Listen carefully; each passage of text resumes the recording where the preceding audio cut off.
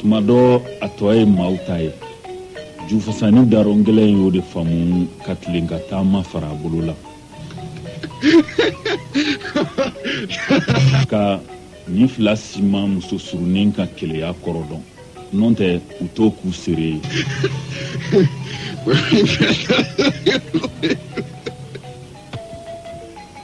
Kamale inyanakala alisa. Ni sabasi kunkontante. Mabento le akapanina kika fen sigoku. Ja.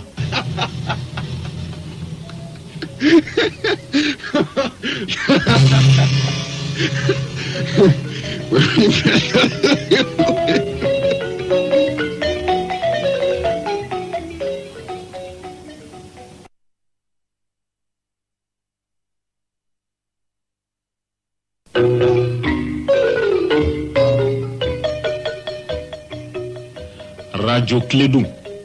Sabu kelen dugula maga nafolo ni muso de balimaye ni ba fe ku mara ibi janto la de nonte ubeke ma were ni so diala yi o kama ni nafolo daga yoro tumbe na yiri usan lege ma bin pogoti utumbu furu siri ngonjigu ma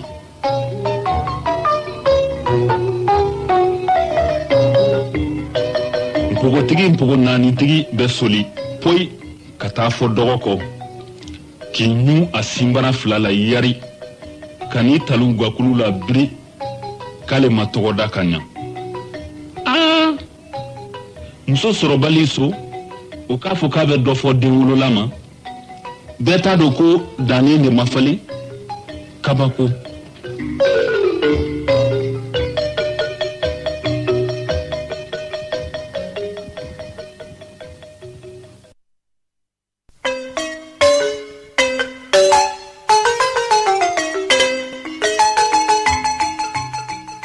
Kamalimba ka fen sokoe ne flaude nkono na ban ngache a wili ko falemba asigi osigi ko tlolimba akuma okuma ko bobaraba o benata amana fo kwa ka gere ka ke ayarefe amana fo kwa ka gere ka farida ayere kan abedin ko fela ko peu kata nyefe ko tnote kola kabako nema muso nyugo namarato soye nteri nuye mifo utoke nuye minke utofo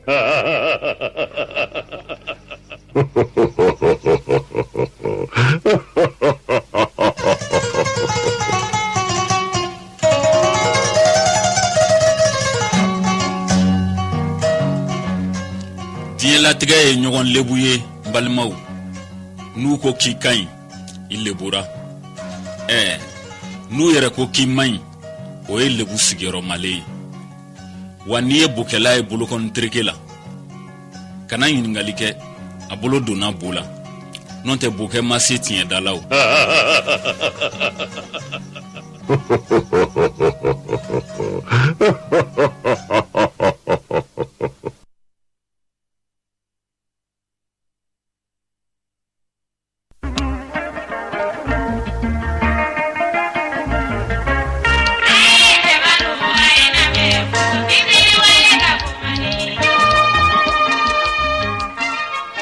Kileya balamo nye blenen koyokoyole mbe siga ka bere kumne ka sengele na tama ko nofe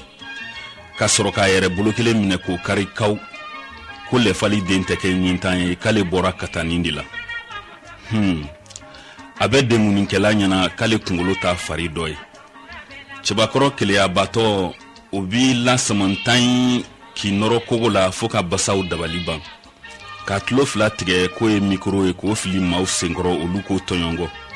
ode ya tlo flake iko shofrufru mobali o te fenya abanye fla wogombe ko e camera e ko fili mauchela olubo folokoto fuka kile abagato chema nyeble iko kamindondonta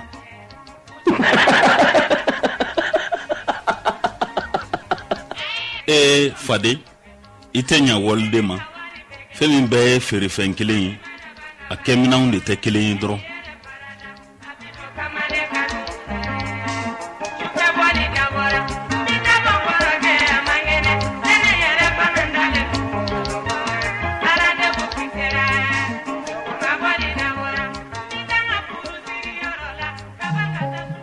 Papa, maman,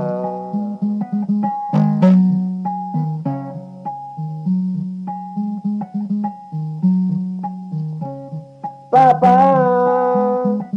maman, tonton, tanti, jeune loup, jeune filou, voix de Kerinana.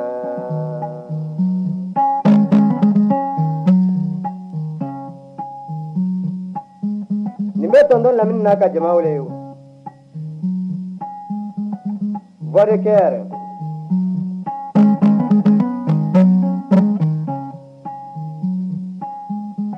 Abe kaba wole,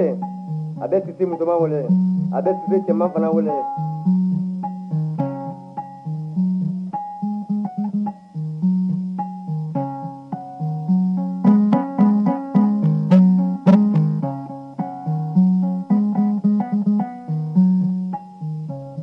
Papa, maman, tonton, tanti, jeune loup,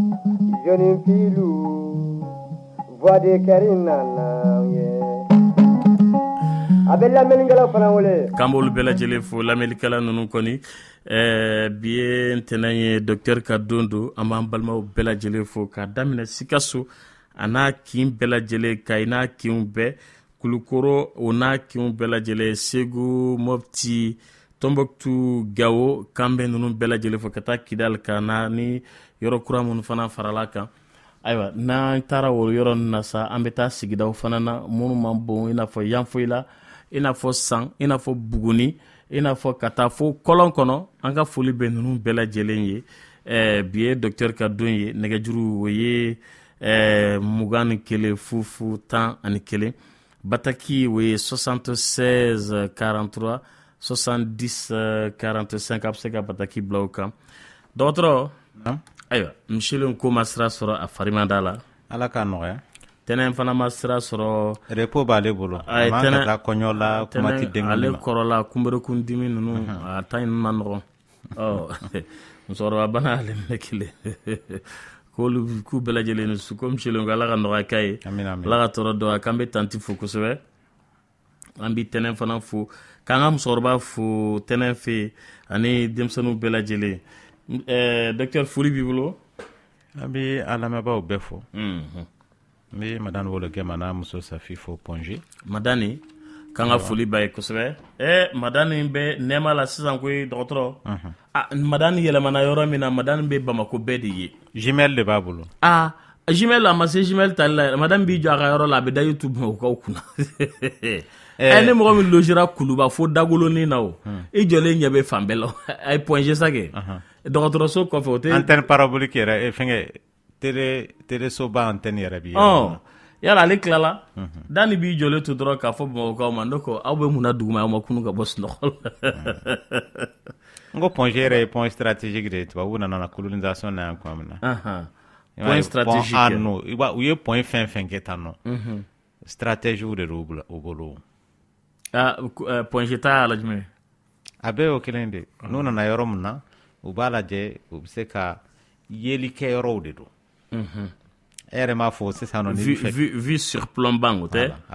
ibito ibi jolo to yoromna ka a de ka kilométriser des kilomètres yé inyala ka soro ma lunette ni mino fana blala a yoro la ibita soro ibi yoro jan kateme yoro to ka donc ni keleba nana do nyaba na tola ya hakla jigin ko kuluba yere nenen demso kumbe ka yere kuluba akuna mako ko mogo mi e kuluba indlan ka tigi yere mirla de muyato atara president ka sobla fo kulu sanfe godon were teo jamana be no munu taka jugo yo obi tu kono fium yere la faama ka so awɔ tu kɔnɔ fiyewu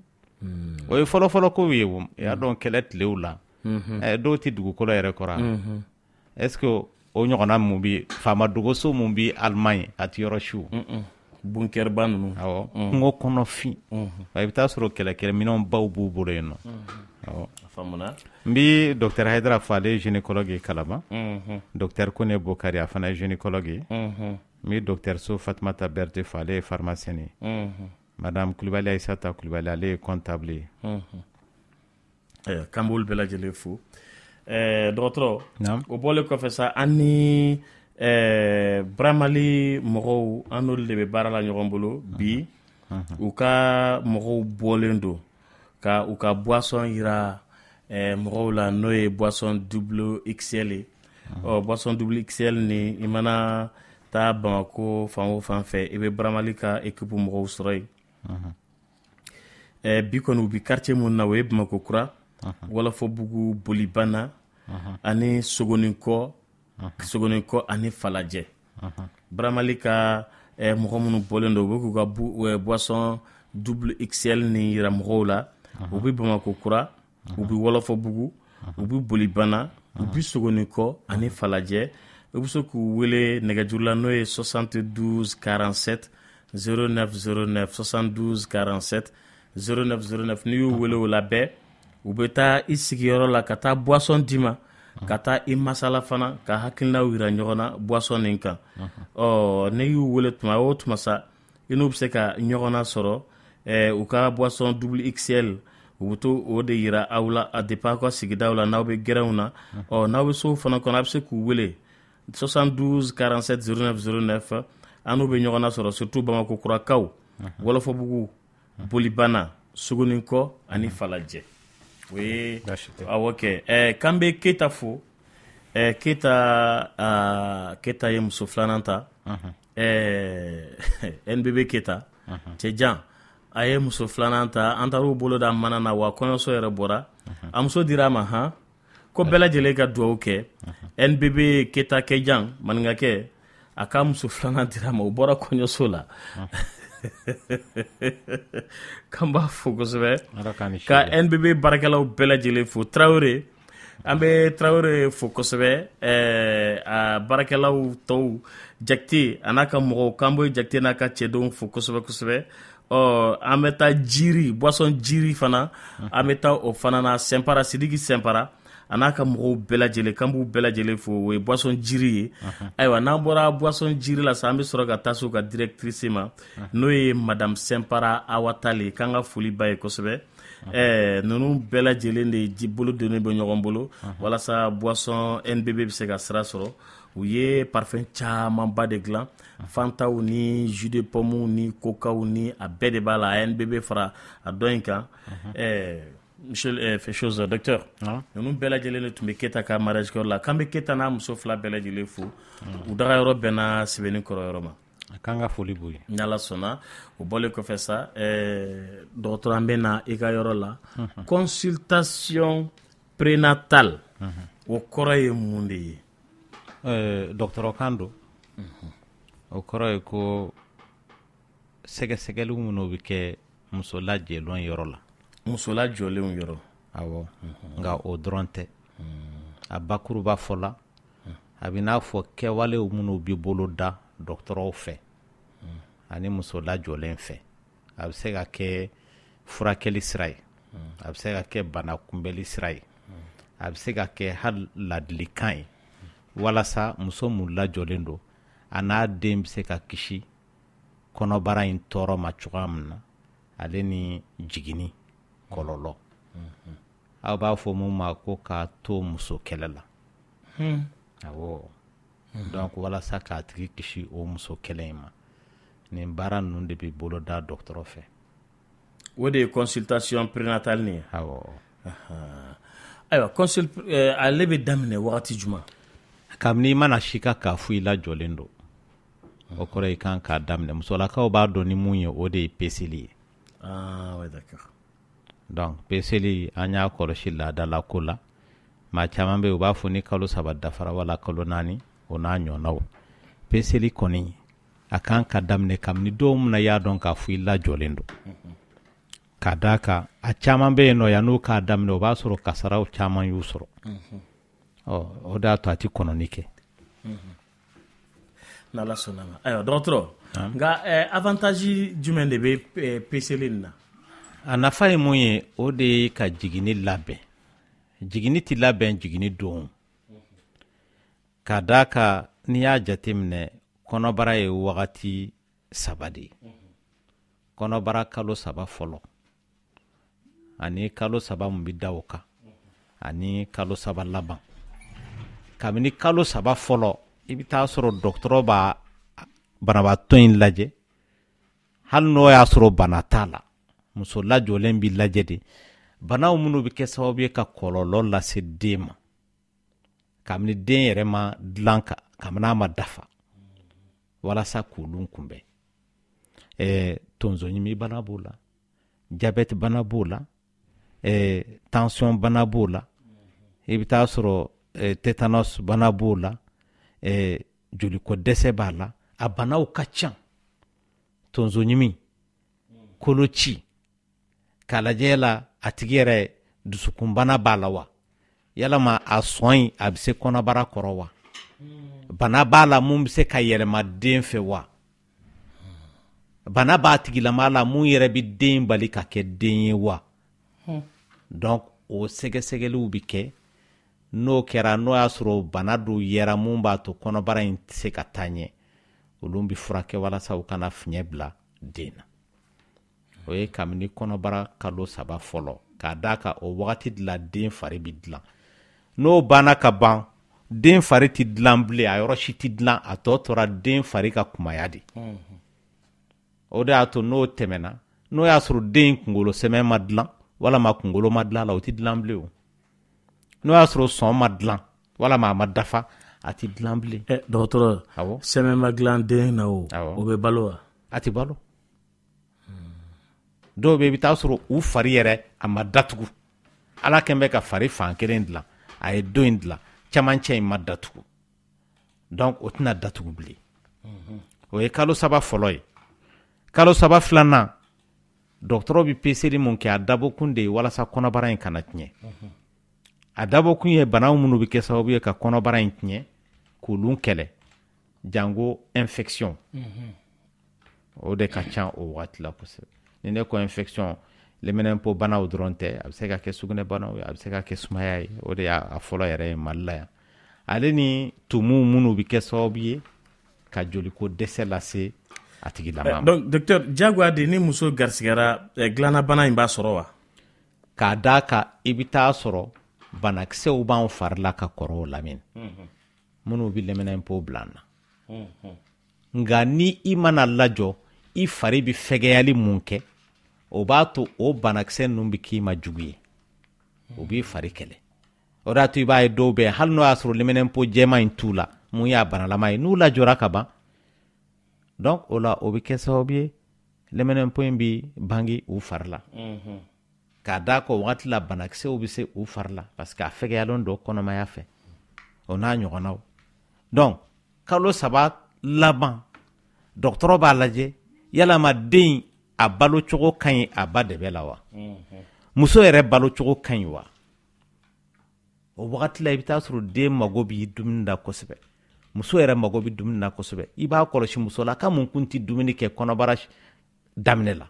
f'a cɛ b'a donni ka taa n'a ye dɔgɔtɔrɔso la docteur ne ko i ti vitamine dɔ sɛbɛn walasa muso ka se ka dumuni kɛ wa a mana taa se kɔnɔbara kalo 7 kalo 6 ye yɔrɔ yɔrɔ a cɛ yɛrɛ bɛ boli a ye ala ni a bɛ dumuni kɛ k'a d'a kan a b'a fɔ k'a bɛna ale ka jufa wari bɛɛ ban sa o wagati de la i bɛ taa sɔrɔ muso mago bɛ dumuni na kosɛbɛ o de y'a to i b'a ye kalo 3 fɔlɔ ale ni kalo 3 laban dɔgɔtɔrɔ t'a yamaruya muso lajɔlen ka sun parce que o wagati la a mago bɛ dumuni na den fana mago b'a la o wagati in fana kɔnɔna la i bɛ taa sɔrɔ dɔgɔtɔrɔ b'a lajɛ karisa yɛrɛ yala a kan ka jigin de wa tɛrɛ a kan ka opérer yɛrɛ kabini a ma don tin na donc o ye jiginni ɲɛbila de ye o de y'a to i b'a ye maa dɔw bɛ yen o ti don tin yɛrɛ la o si bɛɛ kɔnɔ parce que dɔgɔtɔrɔ y'a yamaruya déjà k'a fɔ karisa e ti maaw cɛla ala ye tin nɔgɔya minnu ye e kan ka opérer de ka mɛma don tin na donc nin de ye peseli nafaw ye o peseli nafa dɔ fana ye mun ye o de ye kɔnɔbara kana tɛmɛ parce que sababu dɔw bɛ yen mun b'a to kɔnɔbara bi tɛmɛ il faut que dɔgɔtɔrɔ ka fɛɛrɛ k'a la walasa a kana tɛmɛ n'o tɛ a bɛ kɛ fiɲɛ ye den ma k'a d'a kan tonso min bɛ yen ale dabɔra ka den balo kalo 9 kalo 10 n'o dafara ka ban o y'ale ka baara bannen ye donc wagati bɛɛ den bɛ se ka fatu ba dɛbɛ la k'a sababu kɛ tonso tɛ se ka balo d'a ma bilen donc il faut que dɔgɔtɔrɔ ka décision ta wagati la k'a tigi programme karisa il faut k'an ka tin lawuli walama il faut k'i ka opérer o n'a ɲɔgɔnnaw caman pour que den kana diɲɛ la dɔgɔtɔrɔ an bɛ taa sugu la fɔlɔ n'an bɔra yen sa an bɛ tɛmɛ n'a tɔ ye han ayiwa nin tubabukan in tun ka ca dɔɔni an bɛna studio kɔnɔ ayiwa an tun bi bana min kan n'o ye consultation prénatale ye n'o ye peseli ye bana tɛ bana kunbɛn don bana kunbɛn kuma min na sa kɛ o y'a ye yala conséquence avantage kumana o kan nka ni mɔgɔ min m'a kɛ o kɔlɔlɔ jumɛn de bɛ yɛlɛ a la ni muso min ma taa peseli la yala kɔlɔlɔ bɛ yɛlɛ o tigi la wa ne y'a jateminɛ ni muso 100 lajɔlen don Lamini hali n'u u bɛ kungo kɔnɔ fin de la maa ti yɔrɔ min na ni ala y'a kɛ o lajɔlen don i bɛ taa sɔrɔ jiginni senfɛ maa 80 ka taa bila 85 bɔɲɔgɔnko la a ka ca ala fɛ tɔɔrɔ t'olu sɔrɔ ten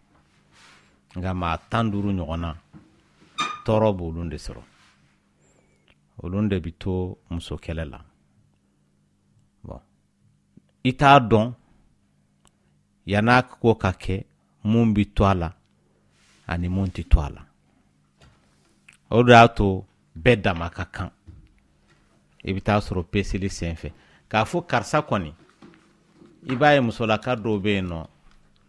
olu b'a fɔ ne yɛrɛ n ka f'u b'u disi gosi ko i Lamini k'a fɔ ne ye peseli 10 kɛ ne ye peseli 5 kɛ a b'u ɲɛna ko n'o kɛra dɔrɔn i bɛ kisi o y'a nɔgɔyalen sa kɛ maa dɔw bɛ yen i bɛ taa sɔrɔ a tigi ma peseli yɛrɛ kɛ nka o risque ani ta bɛɛ ye kelen ye jiginni wagati la o de y'a to a bɛ dɔw dabali ban dɔgɔtɔrɔ b'a f'u ye karisa e kɔni ni ala sɔnna an hakili la jiginni senfɛ baasi tɛna kɛ nka i bɛ taa sɔrɔ o tigilama ka jiginni bɛ laban ni opération ye dɔw yɛrɛ bɛ yen i bɛ taa sɔrɔ dɔgɔtɔrɔ ye opération ko kuma f'a ye nka a tigi bɛ se ka jigin pour dire que a bɛ laban cogoya min na i t'a dɔn o de y'a to i ni dɔgɔtɔrɔ man ka fara fiyewu fo ka taa fɔ i jiginna wagati min na Mali kɔnɔ nɔ n'i y'a jateminɛ jatew minnu kɛra musolakaw minnu bɛ fatu kɔnɔmaya ni jiginni senfɛ san 2000 ni san 1 wagati la 2001 ni jiginni 100 kɛra i bɛ taa sɔrɔ muso 582 de bɛ fatu jate laban minnu kɛra san 2012 ka taa bila san 2013 ni jiginni 100 kɛra i bɛ taa sɔrɔ muso 368 de bɛ fatu bon denw minnu fana bɛ fatu jiginni senfɛ o wagati kelen in na a bɔra maa 57 ba kelen sara la ka n'a bila sisan nɔ maa 35 maa ba kelen cɛla pour que k'a f'i ye n'i y'a ye o bi ka kɛ a sababu bɛ ka bɔ mun na o ye peseli ye tant que peseli bi kɔfɛ an bi ka kɔlɔlɔw minnu ɲini u kana muso kɔnɔmaw sɔrɔ ani denw minnu bi fatu jiginni senfɛ o kɔlɔlɔ in a ti ban tant que peseli tɛ ka kɛ plus peseli bi kɛ plus o kɔlɔlɔ bi ban jamana minnu la peseli bi kɛ kosɛbɛ Lamini i bɛ se ka to dɔgɔtɔrɔso la ka san 1 san 2 san 3 kɛ dɔgɔtɔrɔso kelen na i t'a mɛn ko muso tɔɔra muso kɛlɛ la kuma ti den ma peseli bɛ kɛ jamana minnu na ka caya wa ka caya kosɛbɛ donc an ta bi kɔfɛ o ko la kosɛbɛ wa peseli fana senfɛ i bɛ taa sɔrɔ a ka ca ala fɛ fɛɛrɛw minnu nana sisan nɔ musolakaw bɛ se ka olu fɛɛrɛw i y'a dɔn fɔlɔ fɛ sumaya kunbɛ cogo an kun b'a fɔ karisa e kan ka nivakini kisɛ 3 de ta dɔgɔkun kɔnɔ an kun b'a fɔ muso kɔnɔma ma karisa ni tension b'i la i kan ka kɔgɔ bila bon fɛɛrɛ kuraw nana ne ma taa peseli kɛ o est-ce que na b'o fɛɛrɛ kuraw kalama dɔgɔtɔrɔ ye mɔgɔw tɔɔrɔ n'a ka nivakini ni ye dɛ bana kunbɛ cogo kuraw minnu bɛ yen nɔ i bɛ taa sɔrɔ kɔrɔlen o dabilala kuraw de bɛ yen parce que wagati bɛɛ bana kura de bɛ na ka ni nivakini ni kɔni a ye mɔgɔw tɔɔrɔ a dun y'a tile kɛ de la a y'a tile kɛ nivakini de bɛ se ka kunu wa a y'a nafa kɛ a y'a nafa ladon fana minnu ɲɛna k'u ka kegun n'u b'a bila u da kɔnɔ ka ji dɔrɔn min o kan n'o yirenna dɔɔnin nɛn kan kabako a ko k'u ka kunu u tɛ sɔn ka kunu nivakini de bɛ to tulonkɛw da kɔnɔ min jɔlen b'u ɲɛkɔrɔ a tɛ k'u la u k'a tu o ɲɛna nivakini dun ta kunu i b'i to o jeu de dents de jeu de langue de la f'a bɛ yɛlɛ a bɛ ban yɛlɛnna i da kɔnɔ voilà donc peseli kɛra sababu ye ka bana dɔw latunu diɲɛ la Lamine ni peseli bɛ kɛ sida bɛ tunu pewu parce que denmisɛnnin si tɛ yen mun bɛna wolo ko o bɛ na ni sida ye diɲɛ la o hali n'a bɛ ba ni fa la maa si tɛ wolo diɲɛ la ko ni sida bɛ wolo o donc o kɔrɔ ye ko sida bɛ mɔgɔw minnu na ka kɔrɔ donc olu kɔni a bɛ se ka kɛ sida b'u la mais a tɛna maa kura minɛ diɲɛ la k'a d'a kan n'olu maa yɛrɛma mɔgɔ fɛ e que denmisɛnnin si ma wolo n'a ye donc o bɛ kɛ sababu ye k'a bana latunu hépatite b'o cogoya la bana fɛn fɛn ni bolociw bɛ kɛ sababu ye k'u latunu u b'o cogoya la tétanos fana tununa k'a sababu k'o de ye o e bɛ boloci mun kɛ ba la o de bɛ kɛ sababu ye tétanos tɛ den minɛ donc a b'o lakana donc o n'a ɲɔgɔnna caman bon n'i y'a jateminɛ anw fɛ yan nɔ peseli filɛ mɔgɔw m'a kɛ koba ye ten ni bana de y'u minɛ o bɛ taa peseli kɛ peseli kɔrɔ tɛ ko bana bɛ n na dɛ aw ka peseli in fana kuma caman de b'a tɔnkɔrɔ Lamine peseli kɔrɔ tɛ ko ni banabaatɔ nana walama muso lajɔlen nana dɔrɔn ne ka sina k'a ka poids ta ten nɔ n kan ka den lajɛ n kan k'a fari lajɛ ka furaw sɛbɛn o fɛn tɛ o peseli kɔrɔ de ye ko aw ka peseli nin kɔlɔlɔ de b'a kɔrɔ musolaka caman tun bɛ ban ka taa sage-femme de b'u neni hɛ yɛlɛma yan fɛ hɛ bila yan fɛ ne de y'i bila kɔnɔ t'a la o b'o kuma minnu f'u ma est ce que o ma mɔgɔ caman ani fana muso minnu si kɔrɔbayara minnu taara san 35 san 40 ko ka denmisɛnninw de bila minnu bɛ san 20 ka taa se san 30 ko ka to k'olu lajɛ a caman na musolakaw caman banaw la minnu si birintira a bɛ taa sifiniw de ta ko k'o lajɛ o ɲɛ tɛ dɔgɔtɔrɔ natɔ la o ɲɛ b'a den de natɔ la a ma k'a a kɛ fini bɔ a la ko k'i da o ɲɛkɔrɔ aw dun ka peseli caman tɛ taa la o ko ni ninnu kɔ est ce que o fana m'a to ni musolakaw tun banna faamuyalibaliya kuma ninnu bɛ ninnu kɛ ka ninnu jaabili min kɛ u ti kunbɛn ka ɲa kuma minnu bɛ f'u ma dɔgɔtɔrɔsow la u bɛ dɔgɔyali min kɛ fili bɛ kɛ tuma dɔw la ka fɛn dɔ d'u ma o man ka d'u ma est ce que o bɛɛ de m'a to ni ka sɔrɔ musolakaw fana bɛ ban tagali ma peseli sababu ka ca nka n'i y'a jateminɛ n'o tɛ a ka di musow ye dɛ a ka di bɛɛ lajɛlen i ka taa peseli kɛ o ani fana an balaka ninnu caman fana bɛ minnu bɛ garisigɛ sɔrɔ furucɛw fɛ furucɛw ka sira t'a la peseli wari tɛ d'u ma a ka d'u ye u ka taa u bɛ wari bɔ min u ka balo u k'u yɛrɛ de balo wa ou bien u ka taa ko ka taa wari de ta ko ka taa peseli kɛ ni peseli kɛra ordonnance mana sɛbɛn jɔn de b'a san o fana caman de bɛ dugu in kɔnɔ cɛ dɔw mana garisigɛ sɔrɔ u muso fɛ n'a k'a daminɛ fo ka taa jigi a ka sira den kelen t'a la n'a y'a diya ye de ka taa n'a y'i diya i k'i sigi a ka foyi den kelen t'a la a sigilen dun ɲɛ b'a muso la a bɛ tɔɔrɔya la o fana ko ka ca n'i y'a jateminɛ Lamine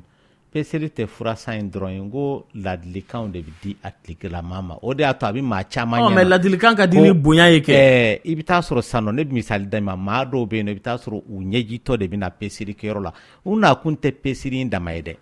u nakun ye mun ye i bɛ taa sɔrɔ kɛlɛ yɛrɛ bɔ a n'u cɛ ni kɔnɔbara in yɛrɛ bɔra yen u yɛrɛ bɛ na o ka d'ale ye a ka d'ale ye a yɛrɛ nakun ye o de peseli senfɛ dɔgɔtɔrɔ ka baara de k'a tigi hakili sigi walasa a bɛ fɛ ka kɔnɔtiɲɛ mun kɛ o ka bɔ a ma k'a d'a kan o ye kasara de natɔ o t'aw ka sage-femme ninnu ye dɛ den joli de nana diɲɛ la bi bina mu i bɛ taa sɔrɔ baw de kun sigi bɛ n'a ye k'a fɔ n bɛna taa nin tiɲɛ de wa a tigiw caman wagati min na an kelen ka jiginni kɛ o kɔfɛ de u kun bɛ nimisa k'a fɔ ja ne kun bɛna kojugu kɛ. O de tɛ fɔ aw ye a kalanyɔrɔ la wa. o de bɛ fɔ an ye a kalanyɔrɔ la. nka aw tɛ k'o kɛ. o de kan ka kɛ a kɛ. aw tɛ ka kɛ dɔgɔtɔrɔsow kɔnɔ anw baw n'an musow dɔgɔyalen don. o y'a fɔlɔ ye i bɛ taa sɔrɔ kungo wɛrɛ b'a da la so kɔnɔ mun ni bana yɛrɛ ti ɲɔgɔn ɲɛ sira la nka a ti maa sɔrɔ a bɛ t'i yɛrɛ kalifa maa mun na ka ɲɛfɔli k'o tigi ye. walasa dusukasi min b'a da la o ka bɔ yen peseli kɔrɔ kɛyɔrɔ n k'o ye o gundo ninnu bɛ ɲɛfɔ yen nɔ walasa k'a tigi bilasira o n'a ɲɔgɔnna caman donc baara bɛɛ n'a a taabolo de don nka hadamaden mana don baara fɛn fɛn na i bɛ taa sɔrɔ fiɲɛ bɛ k'a la fiɲɛ bɛ se ka bɔ dɔgɔtɔrɔ kunda a bɛ se ka bɔ banabaatɔ kunda walama a kɛrɛfɛ mɔgɔ fanfɛla la awɔ. ayiwa dɔgɔtɔrɔ a ko ye nin sa dɛ n'aw sera ka nin furakɛ sage famuw la ani sage demoiselle minnu b'olu fana kɛrɛfɛ a bɛ fisaya dɛ. n fana bɛ mun f'i ye Lamini dɔnni ani si tɛ ɲɔgɔn ɲɛ sira la. an b'o jate dɛ. K'a d'a kan dɔnni n'a dira maa ma i m'a ye o de y'a to dɔgɔtɔrɔya dɔnni a tɛ di maa ma k'i to si hakɛ dɔ la o. f'i ka si dɔ o de y'a to a kalan ka jan yɛrɛ a kalan janyana mun kama c'est pour que i b'a sɔrɔ wagati min na o k'a sɔrɔ hakili b'i bolo i bɛ se ka gundo mara i bɛ se ka tɔgɔtɔli kɛ donc o de y'a to a bɛ di i ma ka bɛn o wagati ma n'o tɛ i kun bɛ se ka tila médecine kun bɛ se ka kɛ ka san 4 kɔnɔna la o ou bien san 3. dɔgɔtɔrɔ oui aw ka degeden ninnu a ye kuma aw ka degedenw de fɛ a ye kuma aw degedenw fɛ o tɛ mɔgɔ bonyala dɔgɔtɔrɔsow kɔnɔ yen dɛ a ye kuma u fɛ n'a y'o kɛ sa musow bɛɛ bɛ taa peseli kɛyɔrɔ n'Ala sɔnna an bɛ taa fɛ yala ladilikan jumɛn de b'e bolo sa ka di musolaka ninnu ma. ladilikan min bɛ ne bolo o de ye k'a fɔ bɛɛ n'i ka dɔgɔtɔrɔ a ka kan de maa n'i lajɔra ka ban i b'i labɛnw minnu sabati a bɛ n'a fɔ maa mun ni kɔɲɔ b'i bolo a bolo dalen don kalo 9 bi kɔfɛ i y'a dɔn i bɛ labɛn minnu sabati walasa ka bɛn n'o kɔɲɔ ye dɛ i kan k'olu de fana sabati kabini don min na i ye ŋaniya ta k'a fɔ i bɛ lajɔ. dɔgɔtɔrɔ kɔɲɔ ni kɔnɔbara tɛ kelen. Lamini kɔɲɔ ye maloyɔrɔ de y'o ye. nafa b'a la ka tɛmɛ nafa de bɛ kɔnɔbara in kan ka tɛmɛ. jeli ka taa wele ko madame Intel e ma wari bɔ ka di. Ka d'a kan o b'i ni kun de kofɔ. an t'o jɔrɔ. mun bɛna diɲɛ la a b'o de kofɔ.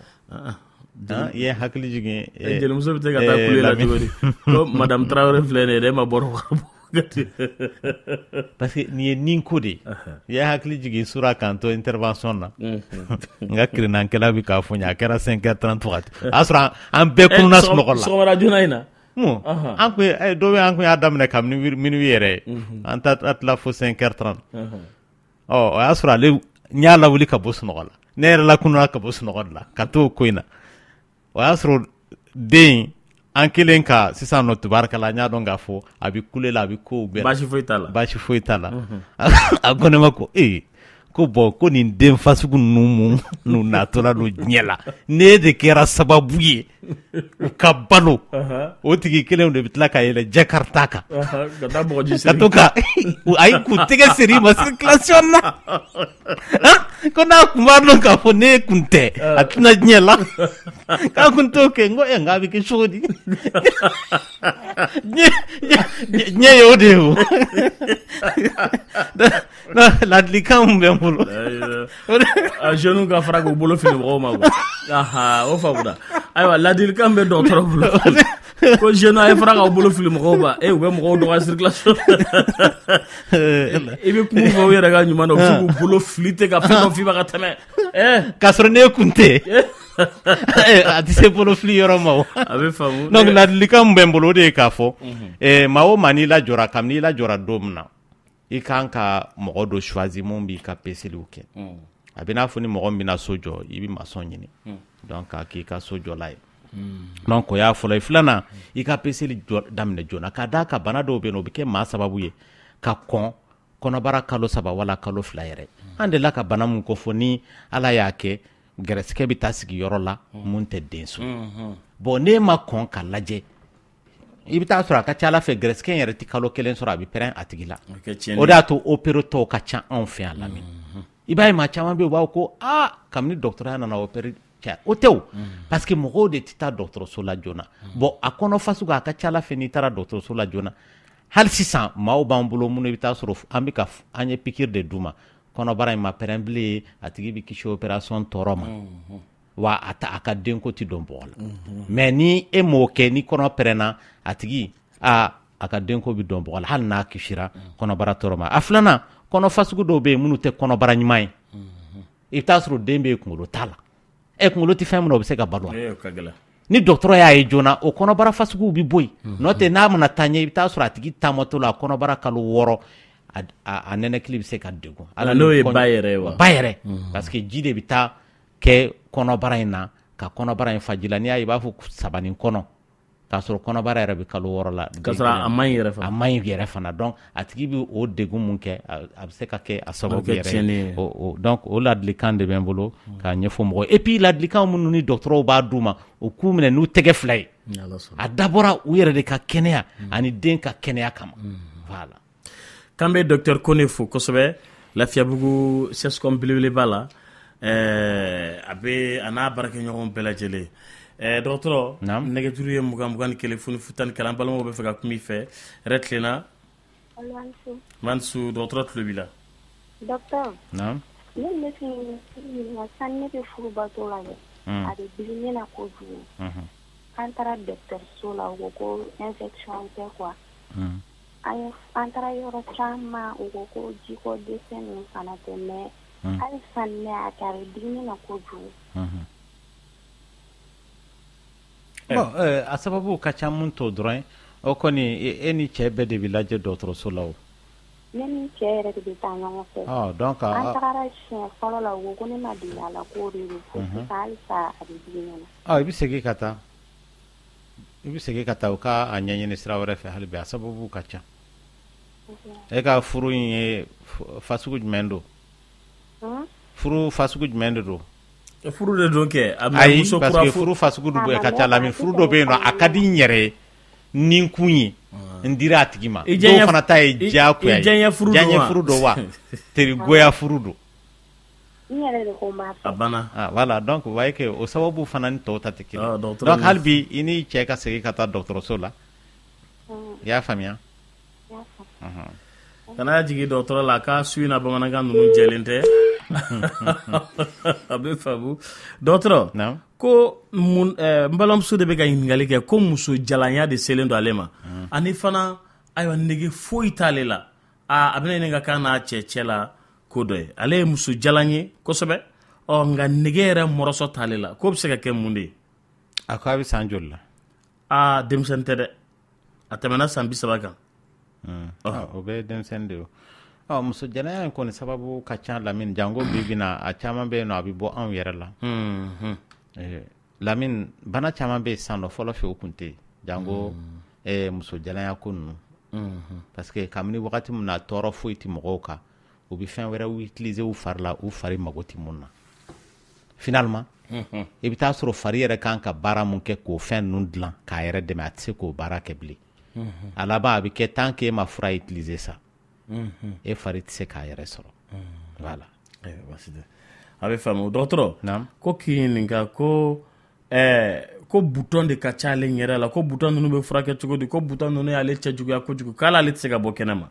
ale bɛ san joli la a m'o fɔ parce que wagati dɔ la mɔgɔ fari hormone dɔw bɛ yen nɔ mun b'a to a bɛ to k'a fɔ minnu ma ko butɔn d'amour cɛlaka mana se si hakɛ dɔ ma musolaka fana mana se si dɔ ma o wagati la hormone ninnu bɛ kɛ sababu ye ka butɔn san 18 san 19 kɛ sababu ye ka butɔn falen i fari la musolakaw ta bɛna joona ka kɔn cɛlakaw ɲɛ o wagati la i b'a ye denmisɛnnin bɛ to ka pɛrɛn-pɛrɛn a masaw kunna parce que ale yɛrɛ fɛ sisan nɔ a fana fari dafara voilà donc olu butɔn ninnu furakɛli u tana de bɛ yen nɔ o de y'u tana ye ni dɔgɔtɔrɔ mana ka pɛrɛn-pɛrɛn a baramɔgɔw kunna oui mun de b'o kɛ ka sababu kɛ hormonew ye kɛ hormone de b'a bila jama na hormone de b'a bila jama gagné de te gagné filɛ artisanat kɛ ni hormone y'a jama i bɛ gagné kɛ b'a chauffer kosɛbɛ o bɛ hormone bali ka dilan hormone bɛ refroidi a bɛ kɛ ni fɛɛrɛ de ye Lamine n'o tɛ a tigi bɛ so bila hormone bɛ refroidi wagati de kɔnɔna n ko a bɛ kɛ ni fɛɛrɛ ye n'o tɛ a tigi bɛ sɔn ka so bila donc n'i y'a jateminɛ fɛɛrɛ caman bɛ yen mun dɔgɔtɔrɔ b'a fɔ a tigilamaw ye mais o ti a tana tant que bana tana i b'a kɛ a bɛ kɛ problème ye toujours fɛn mun ka di mɔgɔw ye ni bouton b'u la k'a tereke a ti sɔn o ma n'i ma farati a bɛ bayɛlɛma ka kɛ bouton fitinin ninnu ye n'an b'a fɔ ma ko keloïde n'o kɛra a ti bɔ i fari la bilen bon i bɛ taa sɔrɔ wagati mun na bouton bɛ falen a tigi la a bɛ se ka tulu dɔw mun n'i y'o tulu bila n'o de y'a sababu ye parce que ɲɛda filɛ nin ye Lamine i bɛ se k'i fari mun mais ɲɛda mago tɛ tulu la parce que hadamaden farikolo yɔrɔ bɛɛ nka est ce que golow ye kelen ye golo mana kɛ cogo o cogo mɔgɔ ɲɛda ani disi donc tulu ka ci olu na kosɛbɛ ɲɛda ni disi donc hali n'i bɛ tulu mun i fari la i bɛ taa sɔrɔ i kana fɛn mun ye yɔrɔ la ɲɛda la voilà parce que n'i y'a mun ye nɔ donc tulu bɛ caya kojugu o bɛ kɛ sababu ye ka musolakaw nata a kɛlen bɛ i ka cuillère ta ɲɛda in kama mun de ko la n'i ye cuillère kɛ ɲɛda la srr i bɛ bɔ ni cuillère ɲɛ kelen i b'o bila tasa ni situlu de don komi situlu bɛ kɛ to la i bɛ jɛgɛ jiranta caman sɔrɔ ɲɛda la ka kilimanda dɔgɔtɔrɔ a ka taa fɛ ko cɛ min mɛnna a b'a yɛrɛ nisɔndiya a kelen ko yala ko o bɛ se ka den sɔrɔ kɔfɛ wa a mɛnna yɛrɛ nisɔndiya la kelen pe a bɛ se ka den sɔrɔ n'o y'a sɔrɔ densɔrɔbaliya m'a sɔrɔ ka sababu kɛ lɛminɛnpo ye n'ala sɔnna nɛgɛjuru ye 21 21 foni futani 1 aw tulo bɛ radio clé de la voix du cœur don hɛrɛ tilenna allo o tigi taara k'an bɛ Musa Samake fo jitumu bala mɔden dɔ don a bɛ Sikaso ko Sikasokaw bɛɛ lajɛlen ni su ayiwa Musa Bala jitumu bala mɔden ale filɛ Sanubugu 1 na a bɛ fɛn caman de ɲɛdɔn Sikaso n'a lamini bɛɛ lajɛlen Musa b'aw ka bila la Musa Samake ni su k'an bɛ Samakelakaw bɛɛ lajɛlen fo i bɛ Sanubugu 1 na k'an bɛ Sanubugu 1 ni 2 mɔgɔw bɛɛ lajɛlen fo hɛrɛ tilenna balimakɛ kuma b'i bolo. Allô? Oui. Kuma b'i bolo n b'a ni ce. Ne bɛ fɛ ka dɔkitɛri ɲininka wa. Dɔgɔtɔrɔ tulo b'i la. Sisan ne furula kɔsa in na de san 31. Sisan kabini ne furula ne tun ma deli ka furubato kɛ quoi. Mais sisan an b'i yɛrɛ di na ne na. An ni ne ni cɛ bɛ yen a nɛgɛ tɛna ne na quoi ne tun bɛ fɛ k'a ɲininka o la mun de bɛ se k'o provoquer. Mais yanni e ka furu nɛgɛ tun bɛ yen nɔ. Awɔ nɛgɛ tun bɛ na ne la yanni ne ka furu.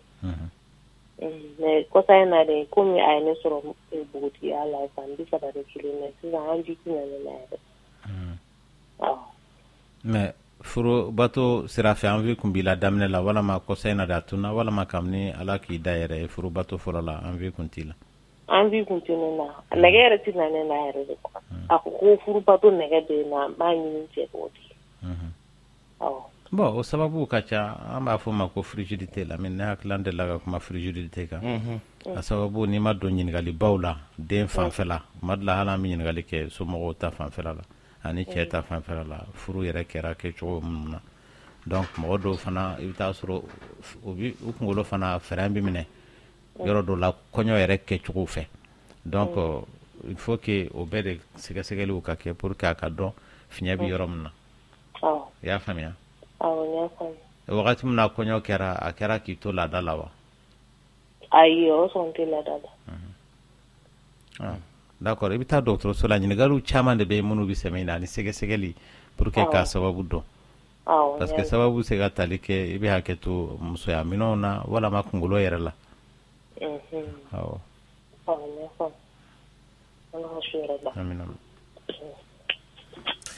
A bɛ Fabo Ala ka nɔgɔya k'i ye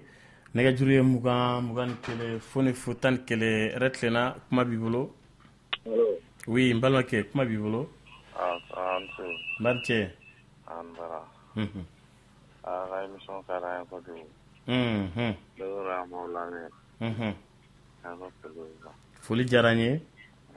Inche welelila. Docteur, ako ka ininga ko sebe ko mankan mun be bɔ kolotugudaw yɔrɔ la. Ya ko mankan be bɔ bon an bɛ tɛmɛ nin ɲininkali a ma faamu kosɛbɛ de. A bɛ kalan ka kalan ka ɲa. Yɛrɛ tilenna.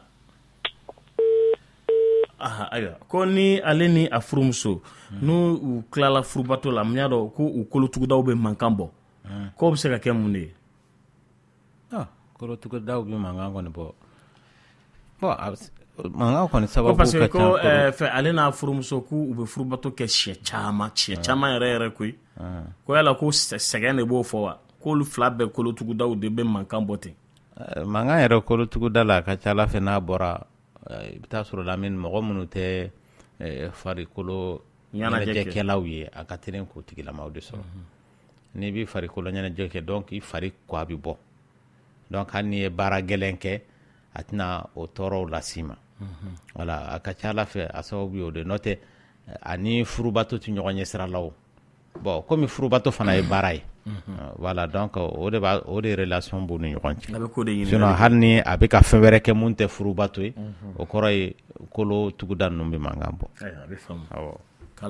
mais ale bɛ ka mun fɔ ko furubato bɛ kɛ kojugu bon hakɛ bɛ fɛn bɛɛ la o fana b'o lamɛnɛ voilà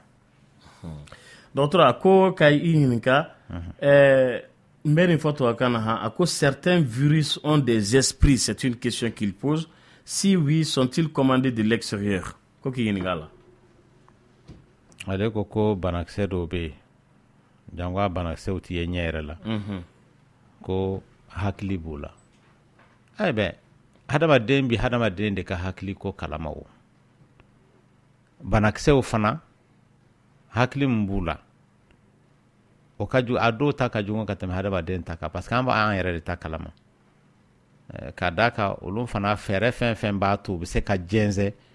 u b'o de waleya o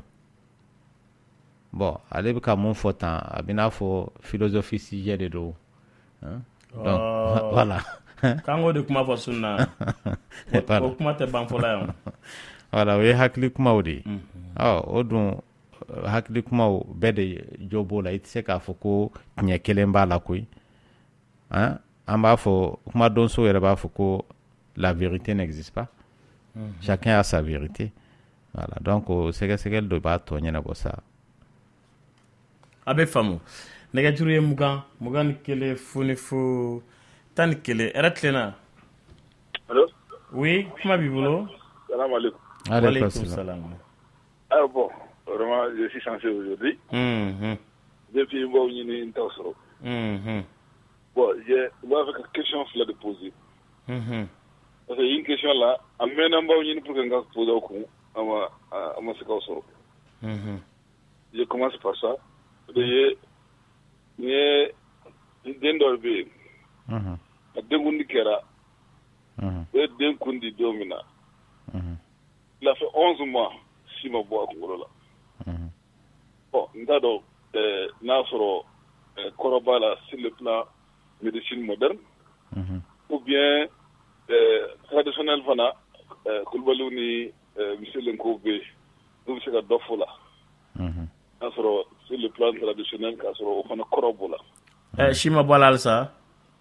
si bɔra la après 11 mois a bɔra la après 11 mois o fana a kɛra très fine comme ça on a senti que si fɔra ka bɔ maintenant la deuxième question les maladies sexuellement transmissibles bon est-ce que l'emmenant bɛ se ka sɔrɔ sans que ça soit sexuellement transmissible l'emmenant a bɛ se ka sɔrɔ sans que ça soit sexuellement transmissible si ni le côté des parties génitales n'a pas gagné tout comme ça bon n'o fana bɛ se ka sɔrɔ donc o ye n ka question fila ye a diyara n b'i fo nka komi monsieur Lenko ni Kulibali tɛ yan su in na n ma d'a la n'i ka ɲiningaliw bɛ se ka jaabi nka ni den kunkolo fara si la ka ban ne hakili la ko wɛrɛ ba tɛ yen tuguni nka dɔgɔtɔrɔ i b'a fɛ k'a dɔn ni kɔrɔ de b'a la dɔgɔtɔrɔ parce que kɔrɔ bɛ se ka sɔrɔ la an est africain bon an ka fɛngɛw ninnu na n'olu nana n'a bɛ se ka question bɛ se ka poser sini a bɛ diya n ye parce que tous les jours moi je vous écoute i bɛ sini tilegan fɛ i bɛ bataki bila 76 43 70 45 kan. Ok, 76 43 70 45. I bɛ bataki bila o kan. Ok. A ka ca Ala fɛ sini su fɛ i ka ɲininkali bɛ se ka jaabi n'o ye den ka kunkolo ko ye. Nka dɔgɔtɔrɔ ko lɛminɛnpo bɛ se ka sɔrɔ ni dilanna dali tɛ wa? Awɔ, a bɛ se ka sɔrɔ k'a sɔrɔ o tɛ. Banakisɛw bɛ yen ne y'a fɔ Lamini ko u bɛ se ka yɛlɛma k'a sɔrɔ hali ni kafoɲɔgɔnya tɛ. A fɔlɔ yɛrɛ ye mun ye aw bɛ a fɔ o ma ko sopisi. Ni den wolola dɔgɔtɔrɔso la e ma dɔgɔtɔrɔ bɛ fɛn sɛbɛn ɲɛdimi fura dɔ sɛbɛn a ka kɛ den na. I y'a faamuya o kɔrɔ de ye mun ye donc hali den natɔ la ani banakisɛ bɛ se ka bɛn banakisɛ in bɛ don a ɲɛ la a bɛ kɛ sababu ye k'a kɛ ɲɛfiyɛtɔ ye nka somɔgɔw tɛna bɔ a kalama joona fo n'a ye hakili sɔrɔ tuma min na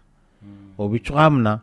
banakisɛw bɛ yen minnu bɛ sɔrɔ kafoɲɔgɔnya sira fɛ k'a sɔrɔ lɛminɛnpo banakisɛw don wa u bɛ sɔrɔ sira wɛrɛ fɛ mun t'o fana ye misali la hépatite banakisɛ a bɛ sɔrɔ wɔsiji fɛ a bɛ sɔrɔ daji fɛ a bɛ sɔrɔ kafoɲɔgɔnya sira fɛ a bɛ sɔrɔ joli sira fana fɛ sida banakisɛ ale bɛ sɔrɔ joli sira fɛ a bɛ sɔrɔ kafoɲɔgɔnya sira fɛ muso bɛ se k'a yɛlɛma a den fɛ hépatite fana bɛ se k'a yɛlɛma ka bɔ muso la ka taa den yɔrɔ o n'a ɲɔgɔnna caman voilà donc lɛminɛnpo bɛ sɔrɔ ka sɔrɔ dilanna kafoɲɔgɔnya tɛ nka lɛminɛnpo fana bɛ yen mun tɛ sɔrɔ sira wɛrɛ fɛ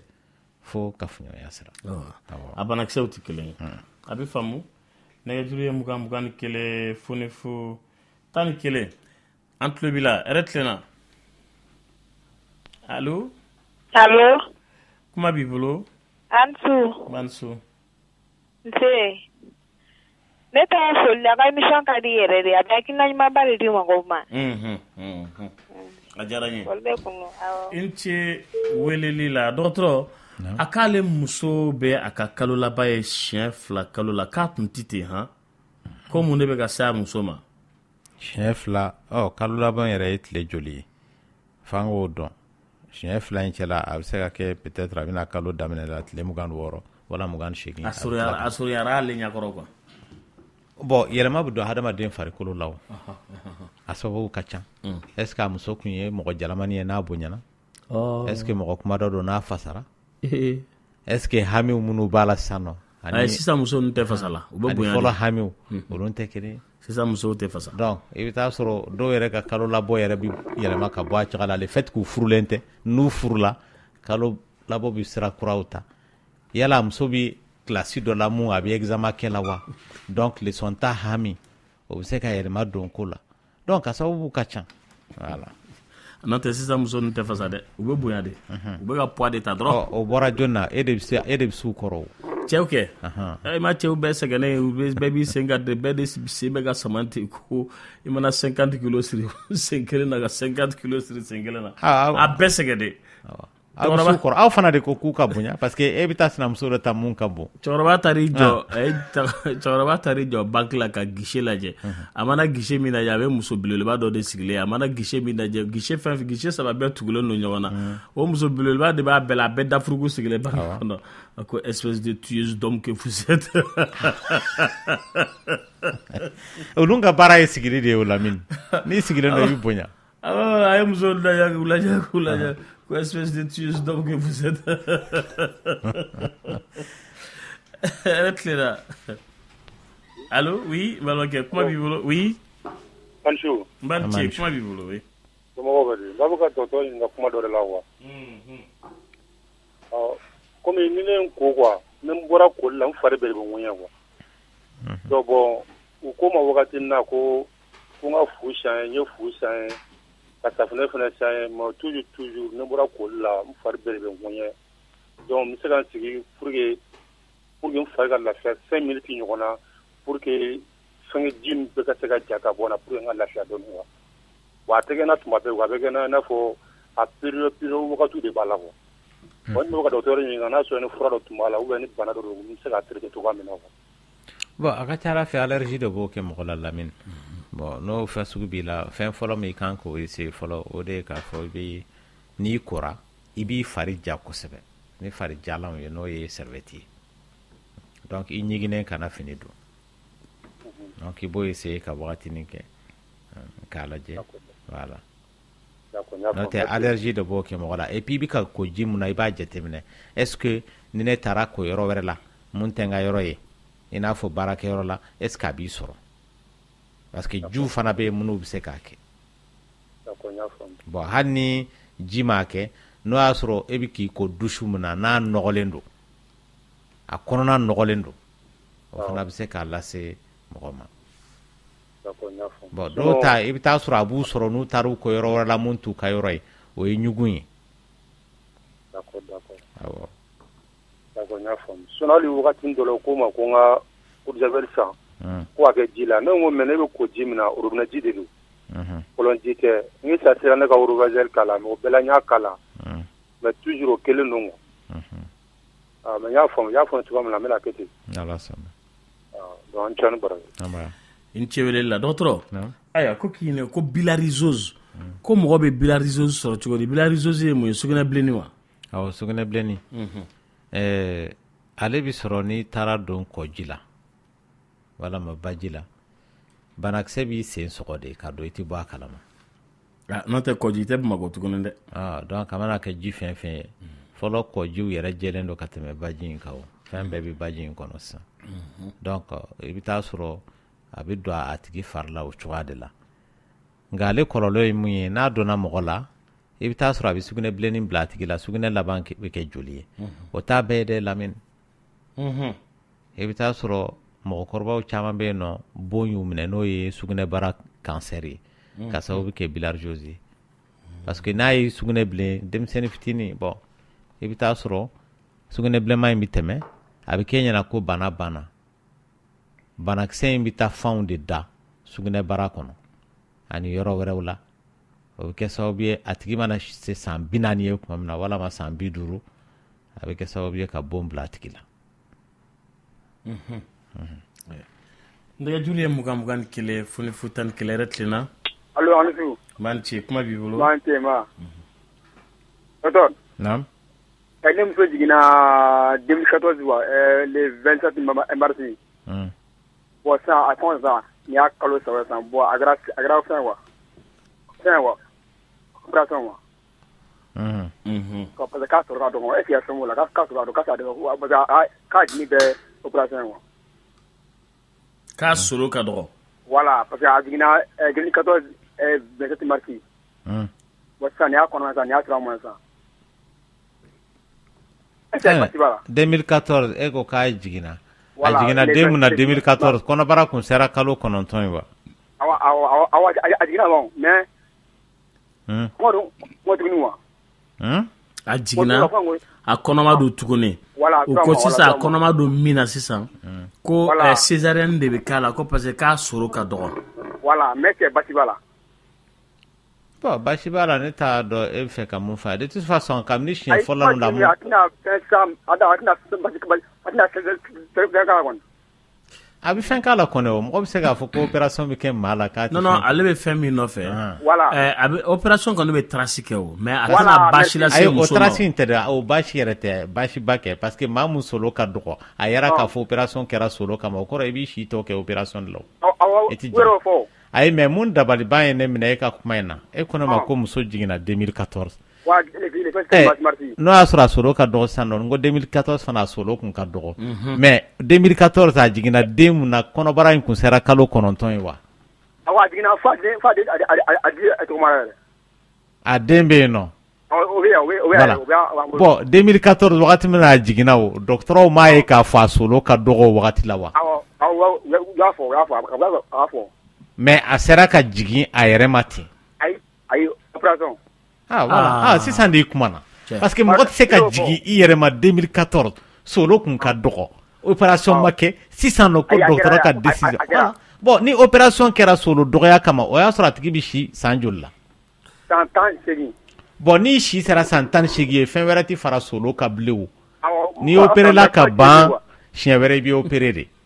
aw ma dɔn mais kuma jɔ a tɛ parce que ntɛnɛn fɛn o daminɛ a tɛ se ka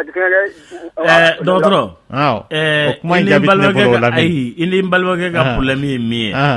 e tɛ k'ale hakilina ye o voilà ale muso opéré la siɲɛ 1 merci opération bɛna kɛ siɲɛ 2 yala opération siɲɛ 2nan in tɛ kɔlɔlɔ lase ale muso ma wa ayi o tɛ o jaabi tɛ ne bolo e m'a faamuya hali bi la kuma sira ɲɔgɔn na wa sira ɲɔgɔn na o ko don kuma jiyɔrɔ ye wa kuma sira ɲɔgɔn na wa san 3 tɛ san 2 e m'a fɔ k'a jiginna 2014 a awɔ le 20 mars o tɛ san 3 ye de a tɛ mɔgɔ sɔrɔ ayi a surunya ɲɔgɔn na o a ma surunya ɲɔgɔn na o de toute façon tant k'a ye kɔnɔ kɔni ta n'a bɛna jigin a bɛ kɛ opération de ye i y'a dɔn a surunyali ɲɔgɔn na kɔni bon sisan min bɛ f'i ye nin min kɛra tan nin kɔni tɛmɛna an bɛ dugawu kɛ a ɲuman ka jigin kɛndɛ 2 ka bɔ kɛndɛ la ka kɛndɛ 2 d'a ma nka siɲɛ wɛrɛ ta i b'o sɔ janya kɛ wala o tɛ bɔ dɔgɔtɔrɔ la o n ko bɛ bɔ ale de la nin t'a bannen ye dɛ kana fɔ k'a banna i ka n'i kali da la ten a fɔ ayi a ma ban i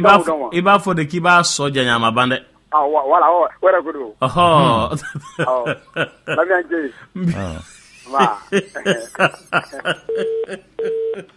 an b'i fo nin ye kamaralaga de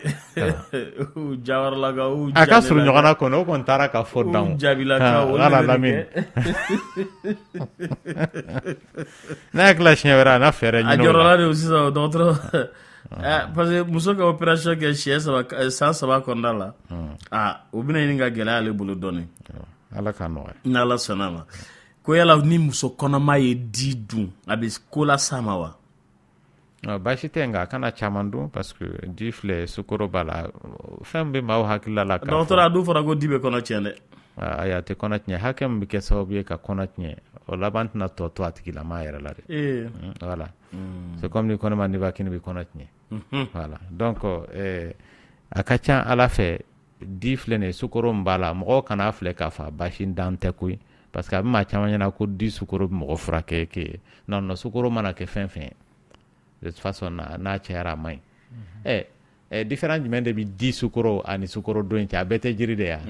a bɛɛ tɛ nature de ya voilà si tɛ maa ka dilanlen ye o donc pour dire que sukoro bɛ fɛn fɛn na kɔni i kan k'i janto a la parce que muso caman bɛ yen i bɛ taa sɔrɔ u bɛ lajɔ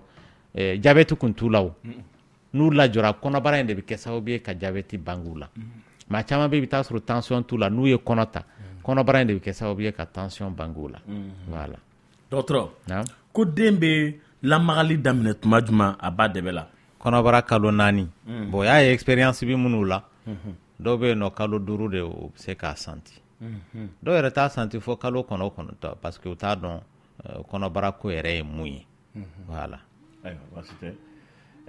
dɔgɔtɔrɔ a ko i burankɛ bɛ k'ale tɔɔrɔ dɛ a ko nin ye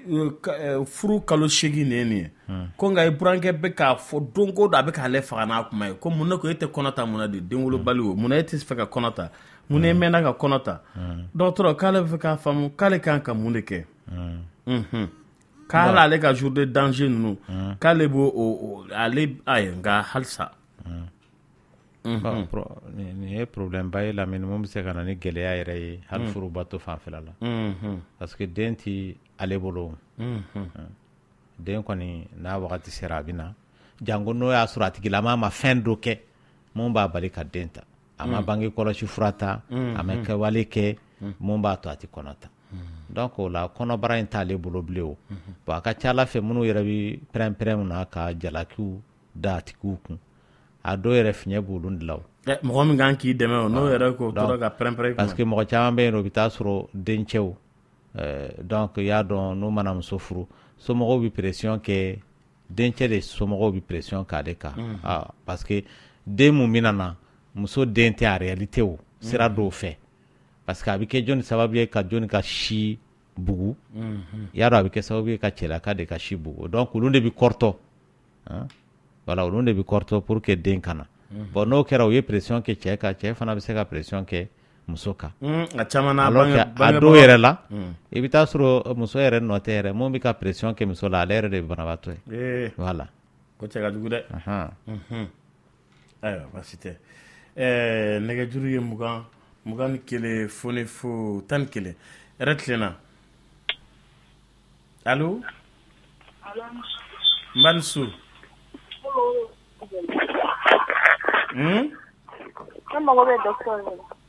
docteur Tlubila allo docteur non den la jalen do ni akalo bon ni ne be fubato ke tena ne be go ne tra docteur solo go infection ni ko ni infection fraud ni ma alpre ni ngene ke ne mi abi ne barakola la ko jugu ole sita basnore bana wata be goyero mi fere bolon do ri bole ne ole de kele no gan kamanaga kɔnɔja bana de o kɔnɔja dun bɛ kɛ sababu ye ni kɔnɔma don a bɛ se k'i minɛ i y'a faamuya wa bon infection b'i la fana a ma ban parce que ko n'i bɛ sugunɛ kɛ a b'i jeni e ko o yɛrɛ t'a basilama yɔrɔ ye mun b'i jɔrɔ o ye banakotaga in ta de alors que e tɛ ka mun jɔrɔ o ye jɔrɔnako yɛrɛ ye ka tɛmɛ banakotaga ta in kan donc a fila bɛɛ la i bɛ taa dɔgɔtɔrɔso de la faamuna ala ka nɔgɔya kɛ dɔgɔtɔrɔ k'i b'a dɔn cogo di ko jabɛti b'i la sɛgɛsɛgɛli non e yɛrɛ sigilen ten bon i bɛ fɛ k'a dɔn ni jabɛti b'i la ka sɔrɔ i ma wuli ka taa dɔgɔtɔrɔso la bon o ma nɔgɔ parce que banaw ka ca wala kɛwalew ka ca mun b'a to a bɛ kɛ ɲɛna ko jabɛti dɔ k'a sɔrɔ o tɛ jabɛti taamasiyɛn ye i bɛ jiba min i bɛ dumuniba kɛ kɔngɔ b'a tigi la sanga ni wagati wa a fari tɛ bɔ a cogoya la voilà mais bana wɛrɛw bɛ se k'o kɛ fana mun tɛ jabɛti ye voilà jabɛti kɔni a ma se dɔgɔtɔrɔlaso tagali la o n'o y'a sɔrɔ a tigi tɛ fɛ ka taa dɔgɔtɔrɔso la jabɛti test kɛlaw bɛ yen nɔ donc a b'olu kɛ n'a y'a kɛ a bɛ dɔn tout de suite k'a fɔ jabɛti b'a la tɛrɛ a t'a la a bɛ faamu nɛgɛjuru ye 21 foni fo 11 kuma b'i bolo yɛrɛ tilenna an bɛ taa fɛ halisa dɔgɔtɔrɔ k'ale bɛ fɛ k'a dɔn conséquence ayiwa a muso ka jour de danger muso bɛ se ka garisɛgɛ sɔrɔ don mun na ko o ka cycle ye de 24 jours bon o la muso bɛ se ka garisɛgɛ kabini laadɔ tile 10 wagati ani tile 10 masurunya la o kɔrɔ ye tile 8 tile 9 10 11 12 13 awɔ ayiwa basi tɛ ko k'i ɲininka fana ko Nurabal k'a bɛ fɛ k'a dɔn o ye fura sugu jumɛn na a bɛ bana sugu jumɛn de furakɛ Nurabal Nurabal CN o ye pour que a tigi bɛ se ka dumuni kɛ donc vitamine o de don o ye vitamine walasa a tigi ka se ka dumuni kɛ ka ɲa ayiwa an bɛ duman dɔɔni lamɛn ayiwa ka sɔrɔ ka tɛmɛ n'a tɔ ye kan sɔnni dia dia dia dia kunte dia nyana gesi bali hijali le duanye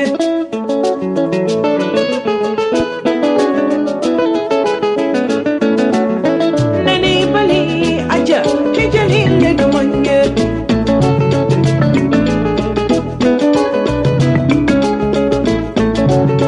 miri mani kana kasi katika duanye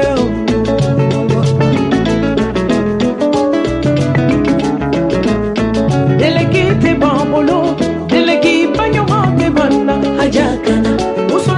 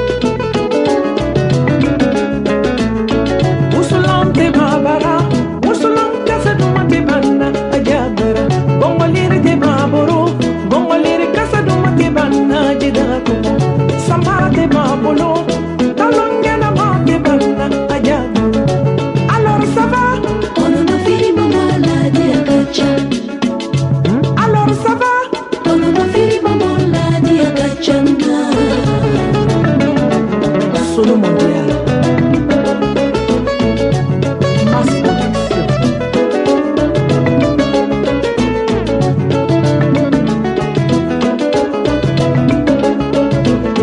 La sabia de bambolo, la sabia de nyoma de banna ajabolo. La pi de bambolo, selita pi nyoma de banna ajabolo. La cana de bambolo, ala baton la cana de banna ajabolo.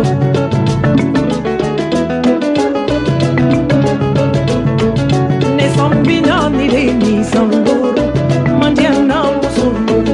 Ne sombina ni le ni sangoro, mandiana musolo. Nina sira mongora, na jaba yelenda odinfora.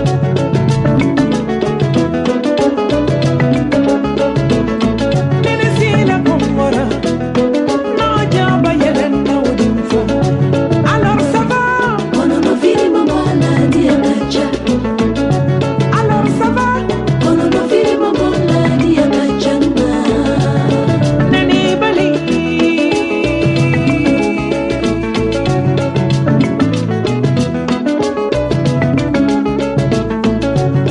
Khadijatu, hijalile dumanya. La sana la parfenge tewa,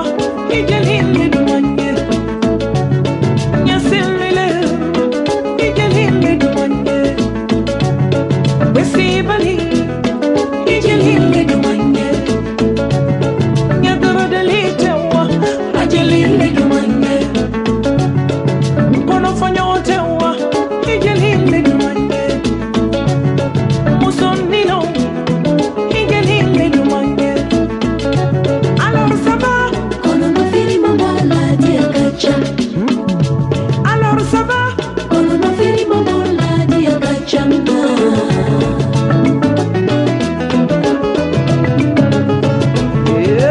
Yele mata, yele mata, yele mata.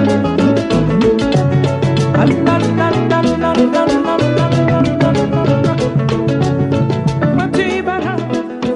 hijalile dumanya.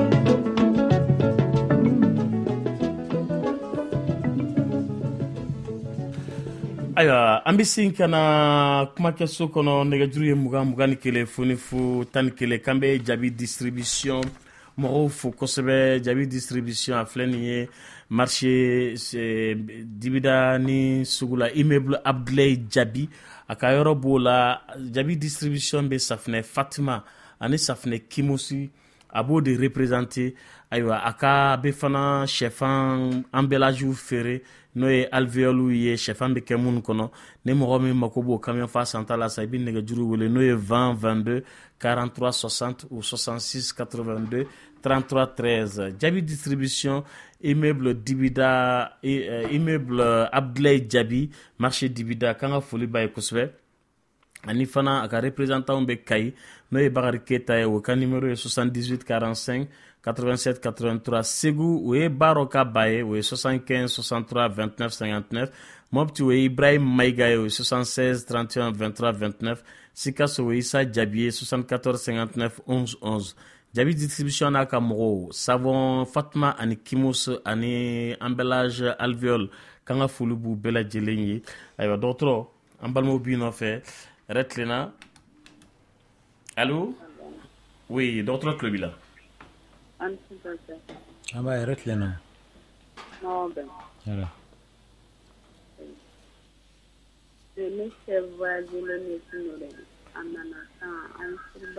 Radio min b'i kɛrɛfɛ i b'a faga. I b'i kumakan na bɔ. N cɛ kun voyagé ne. An nanen an ye furubatu kɛ mais i b'a fɔ 1 mois ɲɔgɔn cɛ. An furubatu kɛ an tilala i b'a fɔ ne sunɔgɔra dɔɔnin mais an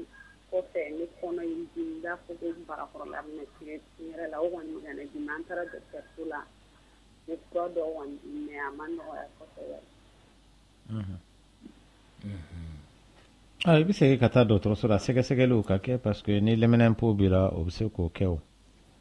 Mais u ye n ɲininka o la lɛminɛnpo kɔni u tɛmɛna ka kɔrɔ dɛ. Han? Ko kɔni tɛmɛna. O t'i la ka kɔrɔ? Ayi o kun bɛ se ka maa minɛ su ko ni dugujɛ cɛ o. Ni fura dira a ma ban i bɛ taa sɛgɛsɛgɛli bi kɛ de sababu ka ca a bɛ se ka kɛ kuruw b'i la a bɛ se ka kɛ fɛn wɛrɛw ye i y'a faamuya wa. K'a ma den sɔrɔ fana. O fana y'a dama ko ye o.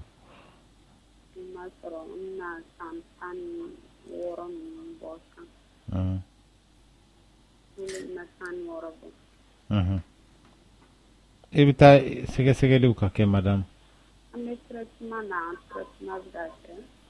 Donc n'a bɛ ka kɛ il faut continuer le traitement parce que ni maa kɔni taara dɔgɔtɔrɔso la fɛn mun kama tant que i bɛ ka tɔnɔ mun ɲɛna la n'i m'o sɔrɔ i y'a dɔn i bɛ continuer ka taa de i y'a faamuya. Amin. Dɔgɔtɔrɔ n'an balakaw ka denko a ma nɔgɔn tan dɛ mun de ye nin ko in caya tan. Bon a sababu tɛ bɔ an balakaw dɔrɔn na n y'o de f'i ye la n bɛna fanba yɛrɛ bɔ cɛlakaw de la parce que bi an bɛ tile mun na ne ko i ma n ko densɔrɔbaliya sababu fanba o ye lɛminɛnpo de ye. Bon fɔlɔ fɛ lɛminɛnpo bon a ka ca ala fɛ Lamini banaw bɛ taa dadigi kɛ maa la kuma min na o b'a sɔrɔ i kɔrɔ la mais sisan nɔ i bɛ taa sɔrɔ maakɔrɔba bana kɛn bɛ denmisɛnnin banaw ye. Bakɔrɔba bana caman ma k'o ye de. A bɛɛ kɛra denmisɛnnin bana. N'o tɛ diabète ni tension an tun b'a dɔn. Impuissance ninnu n'a ɲɔgɔn. I m'a ye hali diabète mo i bɛ k'a fɔ ani tension ko fɔlɔ fɛ waritigi banaw de don. Parce que i b'a dɔn mun na waritigi bana don parce que waritigi den de sigin bɛ bitigi kɔnɔ donc fɛnw bɛ yen nɔ ni mayonnaise y'a ja a b'o dun frigo falen don donc sɔni o sɔnna a bɛ fɛn dɔ ta a sigilen don a tɛ foyi kɛ. I b'a ye tɔgɔ waritigi den bɛ bɔ ko cɛ k'an ye beurre français de dun bi cɛ ɲɛ t'a kasarantigɛ la aw bɛ sɔrɔ k'a fɔ ko jɔyi cɛ ninnu ye faamaw ye ko ye beurre français o fana sugu jumɛn de. Voilà o de y'a to faama banaw kun don voilà olu bɛ dumuni kɛ u sigin bɛ yɔrɔ kelen mais sisan a kɛn bɛ fantan bana ye parce que fantan fana sigilen don yɔrɔnin kelen sisan nɔ e ma hali kɔnɔja bana ninnu ye. Fantan yɛrɛ sigilen don yɔrɔ kelen ka tɛmɛ hali faama kan. Voilà parce que faama ninnu sisan olu bɛɛ bɛ taa u fari bɔ ɲɔgɔn na yɔrɔ dɔ la. Hali ni mun tɛ taa yɔrɔ dɔ la i bɛ taa sɔrɔ a kɛn bɛ ka gym k'a ka so. A ye nɛgɛsonin san. A kɛn bɛ ka fari bɔ ɲɔgɔn na ye. Ala ka tile ɲuman d'a ma. Mais hali n'an bɛ taa tasuma ta fourneau la an bɛ jakarta ta. Fanga jakartanin ta. Ka to o baara ninnu kɛ. A bɛ ten. Voilà bon i bɛ taa sɔrɔ i bɛ hakɛ to Lamini hali kansɛriw bɛ yen musolakaw ka kansɛriw minnu filɛ nin ye n'o ye cancer du col de l'utérus ye fɔlɔ fɛ i bɛ taa ye musokɔrɔba san 60 ninnu na mais sisan denmisɛnnin san 20 denmisɛnnin san 18 bana mun kan ka mɔgɔ minɛ mun bɛ san 60 la o jiginna ka na donc o bɛ mɔgɔ minɛ kabini san 20. Ala ka hɛrɛw caya dɔgɔtɔrɔ nin ko k'a b'i fo ale bɛ bɔ wara la n'o bɛ safo fɛ. Ko yɔrɔ jumɛn est-ce que safo o tɛ kati kɔfɛla ye de. Wara la o bɛ safo fɛ ko ka e ɲininka ko mun de bɛ biyɛndimi se adamaden ma. Biyɛndimi sababu ka ca a sababu fɔlɔ o ye dulɔ ye sababu filanan o ye banakisɛw ye a b'a ma ko hépatite A B C D E F donc o bɛɛ ye banakisɛw de ye minnu bɛ biyɛndimi bana lase mɔgɔ ma. A sabanan o ye mɔgɔw bɛ furaw ta paracétamol la n'i y'a ta kojugu a bɛ biyɛndimi lase ma ni ko n'i y'a ta kojugu o kɔrɔ ye dose hakɛ mun mɔgɔ man ka tɛmɛ o kan i bɛ tɛmɛ o la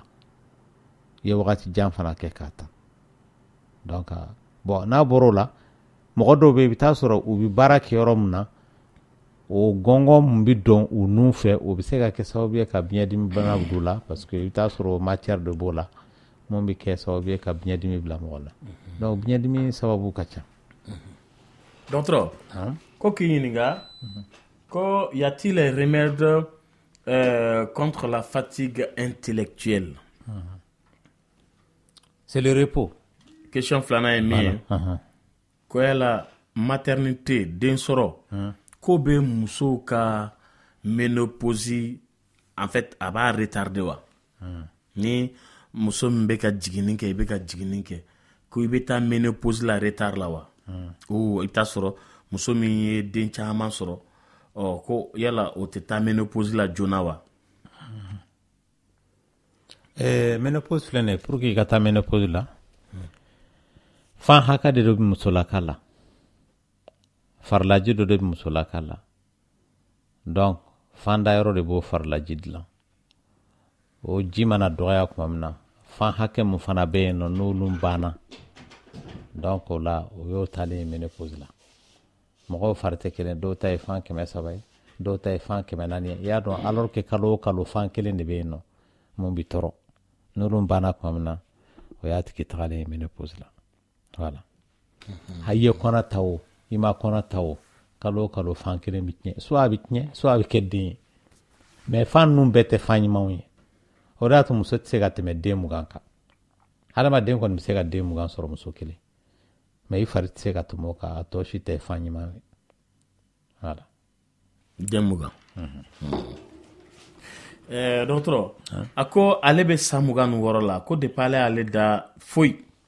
ko ale ka furu bɛna kɛ le 24 9e mois 2017 a ko ale sirannen don k'a yɛrɛ di a furu cɛ ma ko yala bɛ se ka ladilikan d'ale ma wa bon nin fasugu de bɛna ni gɛlɛyaw ye dɔw ye ɲininkali kɛ su in na k'a fɔ furubato o ti nafa sɔrɔ a la donc o fari ti walawala parce que n'i mana siran ka ban dɔrɔn a bɛ kɛ baara ye bon a don ka ca ala fɛ furubato yɛrɛ sira fɛ n'o ye kɔɲɔ sira ninnu ye furubato fɔlɔ n'a ma ɲɛ cɛ fanfɛla la walama a ma ɲɛ muso fanfɛla la a bɛ kɛ sababu ye ka fiɲɛ don u ka furubato tɔw la parce que chaque fois n'a tigi bɛna furubato kɛ n'a siranna yala a bɛ ɲɛ wa tɛra a ti ɲɛ wa o yɛrɛ dama y'a dama problème ye parce que o de b'a to a ti ɲɛ a tigi bolo donc a bɛ hakili de bolo donc furubato maa man ka sira ye jango ale yɛrɛ ye baliku ye bon a ka ca ala fɛ i m'a ye la mais o de y'a to baliku bɛ siran ko ye ka tɛmɛ denmisɛnnin kan parce que nin y'a sɔrɔ hakili dɔ b'ale la mun b'a to a ye ko camanw ye mun furubato ye o kɔlɔlɔw lase mɔgɔ ma voilà ayiwa basi tɛ ko yala mɔgɔ min fana bɛ contraception ta bange kɔlɔsi yala ko o fana bɛ se ka ménopause retarder wa furakisɛ ninnu dilan bɛ mun na o de ye farilaji dɔw de ye n'o ye hormones ye donc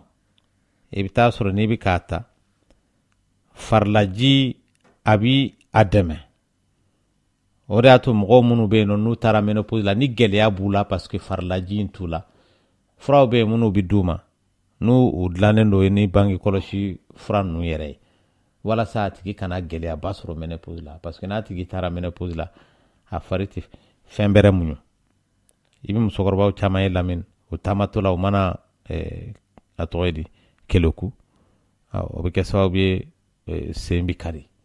parce que o farilajiw minnu bɛ musolakaw la ni yan'o ka taa ménopause la n'o ye oestrogène o de bɛ kɛ sababu ye k'a tigi la maa kolow sinsin k'a lakana o de bɛ kɛ sababu ye ka jiw kɛ a fari la o de bɛ kɛ hali sugunɛ bara mun tɛ sugunɛ mara a b'a mara o wagati la musoyaminɛw i bɛ hakɛ to furubato gɛlɛya kana sɔrɔ a la a bɛ bɔ farilaji la hali n'i y'a ye muso yɛrɛ fari makan a ka makan a bɛ manamana ka tɛmɛ cɛ ta kan a bɛ bɔ o la donc n'o dɛsɛra dɔrɔn a bɛ kɛ sababu ye fiɲɛ bɛ ye don a tigi fari la donc furubato bɛ se ka gɛlɛya a tɛ se ka sugunɛ mara bilen wa hali dusukunbanaw bɛ se k'a tigi lama sɔrɔ voilà donc furaw ninnu ménopause furaw bɛ yen mun ni mɔgɔ b'a ta o bɛ kɛ sababu ye bon ménopause kɔni y'i sɔrɔ a tɛna ni ménopause nati mais fari a dabɔra i fari ka lafiya ménopause kana tɔɔrɔ de las'a ma dɔgɔtɔrɔ a ko ale ka teli n'a ni a muso bɛ furubato kɛ la a ko infection tun b'ale la ale y'o furakɛ ko nka halisa ko éjaculation précoce in b'ale la k'o bɛ se ka kɛ infection min tun b'ale la wa a ka ca ala fɛ o sababu ye kunkolola ko de ye parce que pani bɛ bɛɛ sɔrɔ lamɛn mais n'a ye maa dɔw sɔrɔ o tɛ se ka a ku bon o bɛ dépend fana relation b'a a tigi n'a a furubato ɲɔgɔn cɛ parce que aw bɛ ɲɔgɔn dɔn karisa b'a dɔn k'a fɔ nin don in n'i y'a ye i ma se ka ko kɛ ko dɔ b'i la hami dɔ b'i da la donc daniya b'aw ni ɲɔgɔn cɛ hali bi a tigi bɛ se k'a juru don i la nka ni musolaka fana ma sɔn k'a juru don i la a bɛ kɛ baara ye o fanfɛla la parce que chaque fois n'i ko k'i bɛna furubato k'a tigi fɛ e b'i siran pani ka n'i sɔrɔ alors que pani bɛ bɛɛ sɔrɔ a bɛ muso sɔrɔ a bɛ cɛ sɔrɔ voilà a bɛ faamu yɛrɛ tilenna nɛgɛjuru ye 20 21 fo ni fu 11 i bɛ voix du cœur de kan an tulo b'i la Ansu. Mbarche, kuma b'i bolo. Mba. Ça va. Ɲininkali min bɛ yen. O ye komi émission daminɛ na docteur y'a jira k'a fɔ consultation kan ka kɛ une fois que ni muso lajɔra. Parce que ko kalo o kalo kan ka taga fɛn kɛ. Awɔ radio in b'i kɛrɛfɛ ti caman bɔ a la wa? Ayiwa. An b'a jateminɛ k'a fɔ mɔgɔ dɔw bɛ yen nɔ olu fana bɛ garisigɛw sɔrɔ mais u ti dɔgɔtɔrɔso la taa matarafa mais ala barika la u ka garisigɛ ninnu bɛ fɛ fo ka taa s'a laban na u bɛ jigin ka sɔrɔ u ma problème sɔrɔ. I bɛ taa sɔrɔ u tɛ taa dɔgɔtɔrɔso la ten yɛrɛ. Par contre dɔw bɛ dɔgɔtɔrɔso la taa in kɛ mais avec tout ça problème bɛ tila k'u sɔrɔ jiginni na tuguni. Bon o jaabi ye mun ye ne y'o de f'i ye ne k'u ma ko n'i ye muso 100 ta minnu bɛ lajɔ 85 problème t'u sɔrɔ hali ni dɔgɔtɔrɔ ma mago la 15 de bɛ to muso kɛlɛ la mais o 15 in est ce que i b'olu dɔn ka bɔ cɛ o cɛ la y'a dɔn o dɔn a bɛ n'a fɔ sisan nɔ an bɛɛ bi an bɛ seli an bɛ sun parce que an t'a dɔn n'an bɛ taa jinɛ la wa tera an bɛ taa jahanama la bɛɛ bɛ taa jinɛ la mɔgɔ si tɛ an t'o dɔn o de b'an bila seli ni sun na ou bien mais ne y'i sigi ko n tɛna seli n tɛna sun o kɔrɔ e b'i ta yɔrɔ de dɔn e dun t'i ta yɔrɔ dɔn voilà. O faamuna. Bon ɲininkali wɛrɛ min bɛ yen a bɛ denmisɛn dɔw sɔrɔ sisan aw ka hakɛ to n'u furula bon a bɛ taa ye k'a fɔ ko a dɔw bɛ yen nɔ u tɛ se ka furulabato kɛ ko musoya yɔrɔ datugulen don donc a façon bɛ sababuya bɛ kɛ mun de ye. Bon mɔgɔ dɔw bɛ yen nɔ ala y'u dan mais olu man ca i bɛ se ka muso 10 ta dɔw bɛ yen nɔ i bɛ taa sɔrɔ i bɛ hakɛ to musoya minɛn ye ala yɛrɛ m'a dafa a datugulen don a bɛ n'a fɔ maa dɔw bɛ yen bana ko taga yɔrɔ datugulen donc o ye malformation ye o man ca mais mun ka ca anw fɛ o de ye an yɛrɛ ka kɛwalew de b'a to o bɛ maa caman sɔrɔ parce que i bɛ hakɛ to pratiques bɛ yen mun musoya minɛn ninnu a bɛ minɛ ka datugu mɔgɔw b'a minɛ k'a datugu pour que a tigi kana se ka furubato kɛ i y'a faamuya wa voilà mais n'a tigi mago jɔra furubato la wagati min na a kɛra baliku ye tant que a yɔrɔ ma dilan a tɛ se ka furubato kɛ lɛminɛnpo bɛ se ka maa sɔrɔ a bɛ kɛ sababu ye k'a yɔrɔ datugu dɔw bɛ yen nɔ i bɛ taa sɔrɔ joli delila k'u sɔrɔ donc o kɛnɛyatɔ la a yɔrɔ bɛ datugu dɔw fana u bɛ furaw de utiliser u yɛrɛ la fura yɛrɛ bɛ se ka kɛ sababu ye ɲɛfɛla bɛ nɔrɔ ɲɔgɔn na voilà. A ka ca.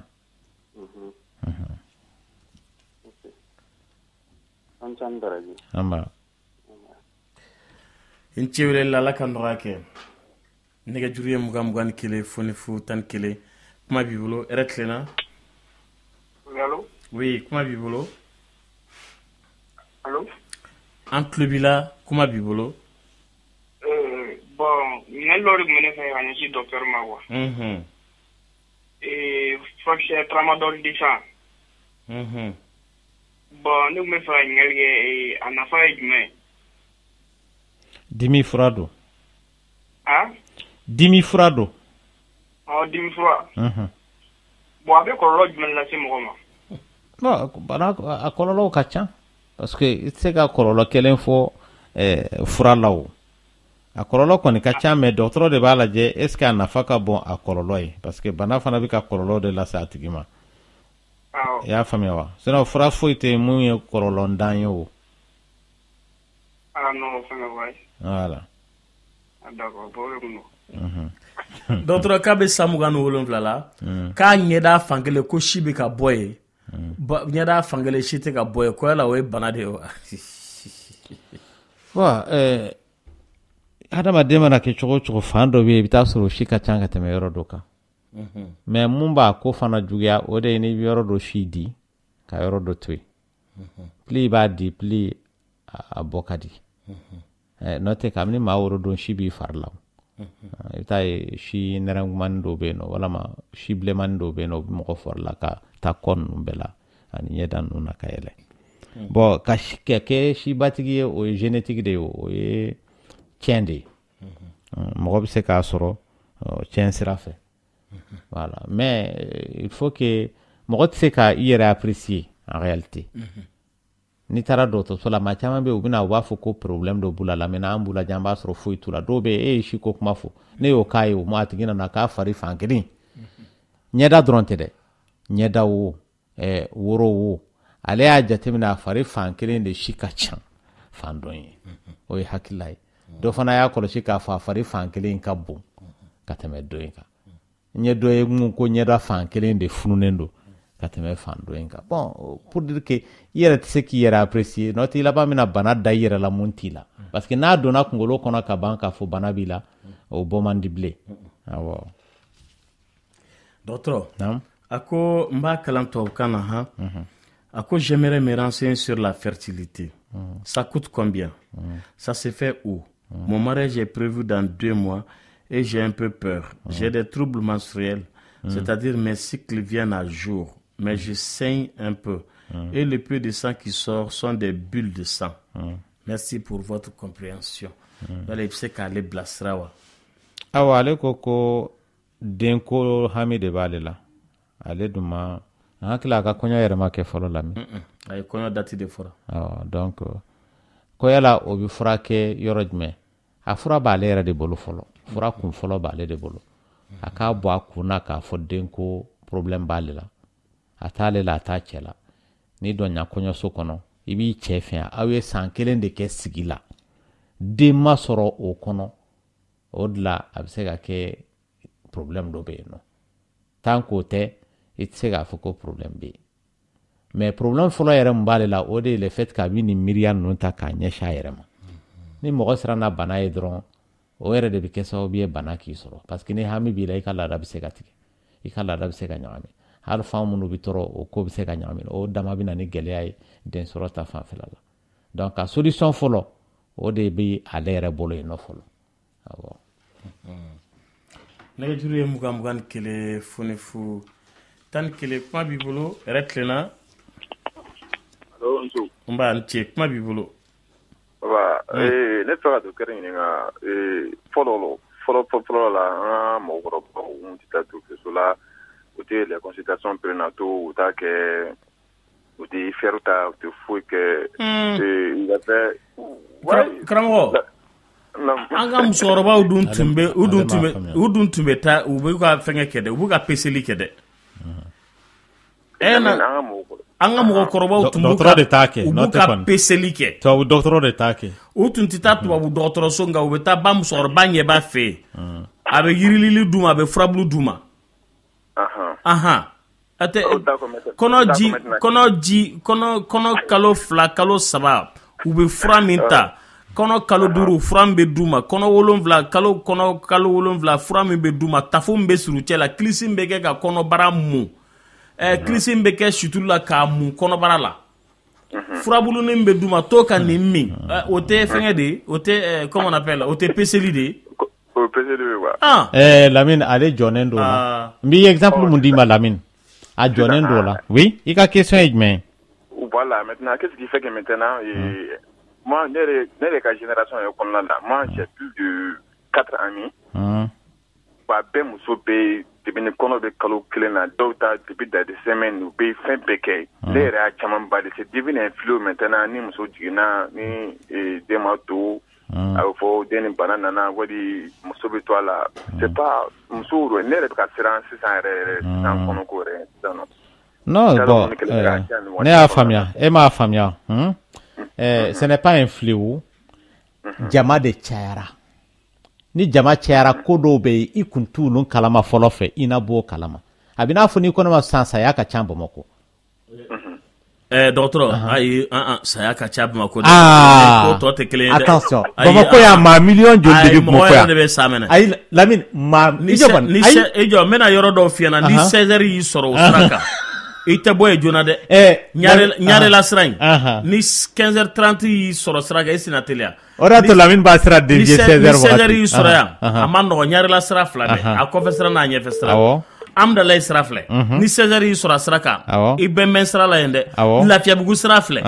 16h ma n'i sɔrɔ yen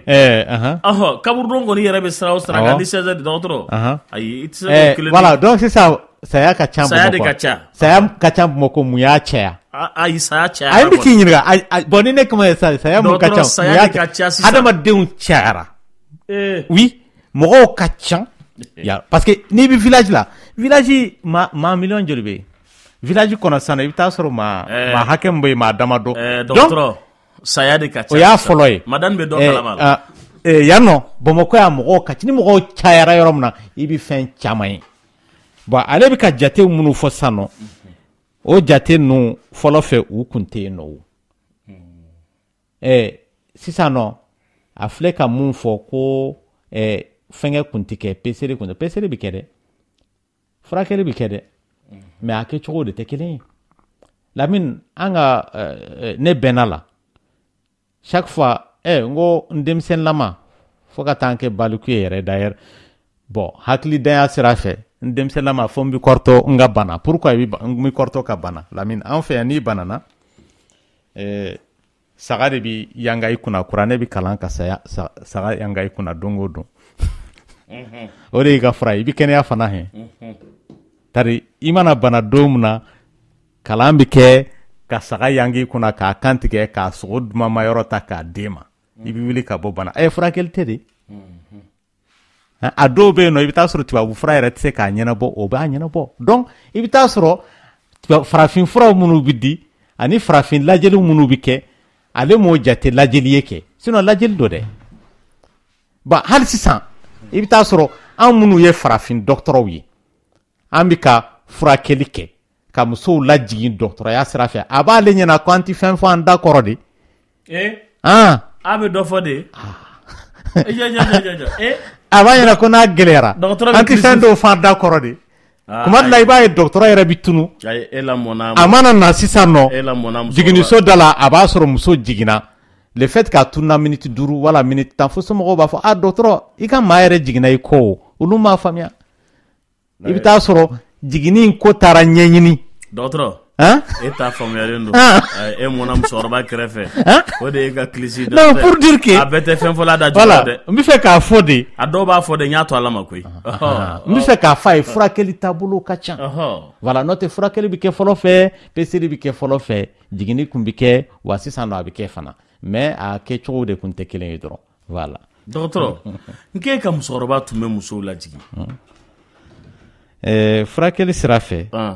donc o ye oui jiginni dɔrɔn tɛ hali furakɛliw ka ca e ka musokɔrɔba tun t'o bɛɛ kɛ tasuma ma n'i tɛgɛ jeni nɛn falenna i fari la bon fɛnw ka ca e ka musokɔrɔba kilisi caman tun b'a bolo donc hali banabaatɔw bɛ yen mun bɛ taa sɔrɔ opération sira fɛ a bɛ fɔ ko f'i ka opérer de donc opération in bɛ se ka bɔ e ka musokɔrɔba bolo voilà e ye dɔɔnin sɔrɔ o la donc pour dire qu'en réalité a bɛ maaw cɛ la a bɛ maaw ɲɛna ko furakɛli taabolo ni mun tɛ dɔgɔtɔrɔya sira ye k'o tɛ furakɛli non dɔgɔtɔrɔ ye chance sɔrɔ i y'a sɔrɔ sinfɛ i y'a sɔrɔ ekɔliso la donc n bɛna to k'i da lajɛ siɲɛ caman n'i bɛ micro la sɔrɔ parce que n b'a ye da bɛ to ka yɛrɛ tilenna oui dɔgɔtɔrɔ tulo b'i la dɔgɔtɔrɔ naam an b'a a ka mission tiɲɛ yɛrɛ la a ka fisa anw ma kosɛbɛ kosɛbɛ a y'an hakili dayɛlɛ yɛrɛ a ni ce a ka ko la an b'aw fo kosɛbɛ kosɛbɛ ani baraji ala k'aw sara amina ala k'u dugawu minɛ ala ka se yɛrɛ la amina yɛrɛ bi i ni ce burama sisugu ka bɔ barawule ka bɔ barawule an bɛ barawulekaw bɛɛ fo an cɛ ni baraji dɔgɔtɔrɔ k'ale bɛ fɛ ka 2 ni 3 de sɔrɔ ko yala ko dɔgɔtɔrɔ sira fɛ o bɛ se ka lateliya ale bolo wa bon o ye gɛrɛsɛgɛ ko ye parce que a bɛ maa caman ɲɛna k'an bɛ furakisɛw minnu di wala pikiru minnu di k'o b'a to a tigi bɛ 2 sɔrɔ o tɛ garanti ye koyi o ye hasard de donc c'est vrai que i bana furaw de o bɛ kɛ sababu ye fan caman bɛ se ka tɔɔrɔ ɲɔgɔn fɛ mais filani yɛrɛ sɔrɔli teliya la o bɛ bɔ tiɲɛ de la o donc ni mɔgɔ min ye filani ye i ka teli ka filani sɔrɔ donc ni somɔgɔ ye filani ye i ka teli ka filaniw sɔrɔ walama a bɛ se ka bɔ i cɛla ka fanfɛla la voilà an tun ko warala bɛ kulukoro fm kati kɔfɛ o tɛ dɛ warala bɛ à 10 km de Sangarebougou, à 14 km de Jalakoroji. Ni ye mɔgɔ min ye nin ye Famoko Kone o ka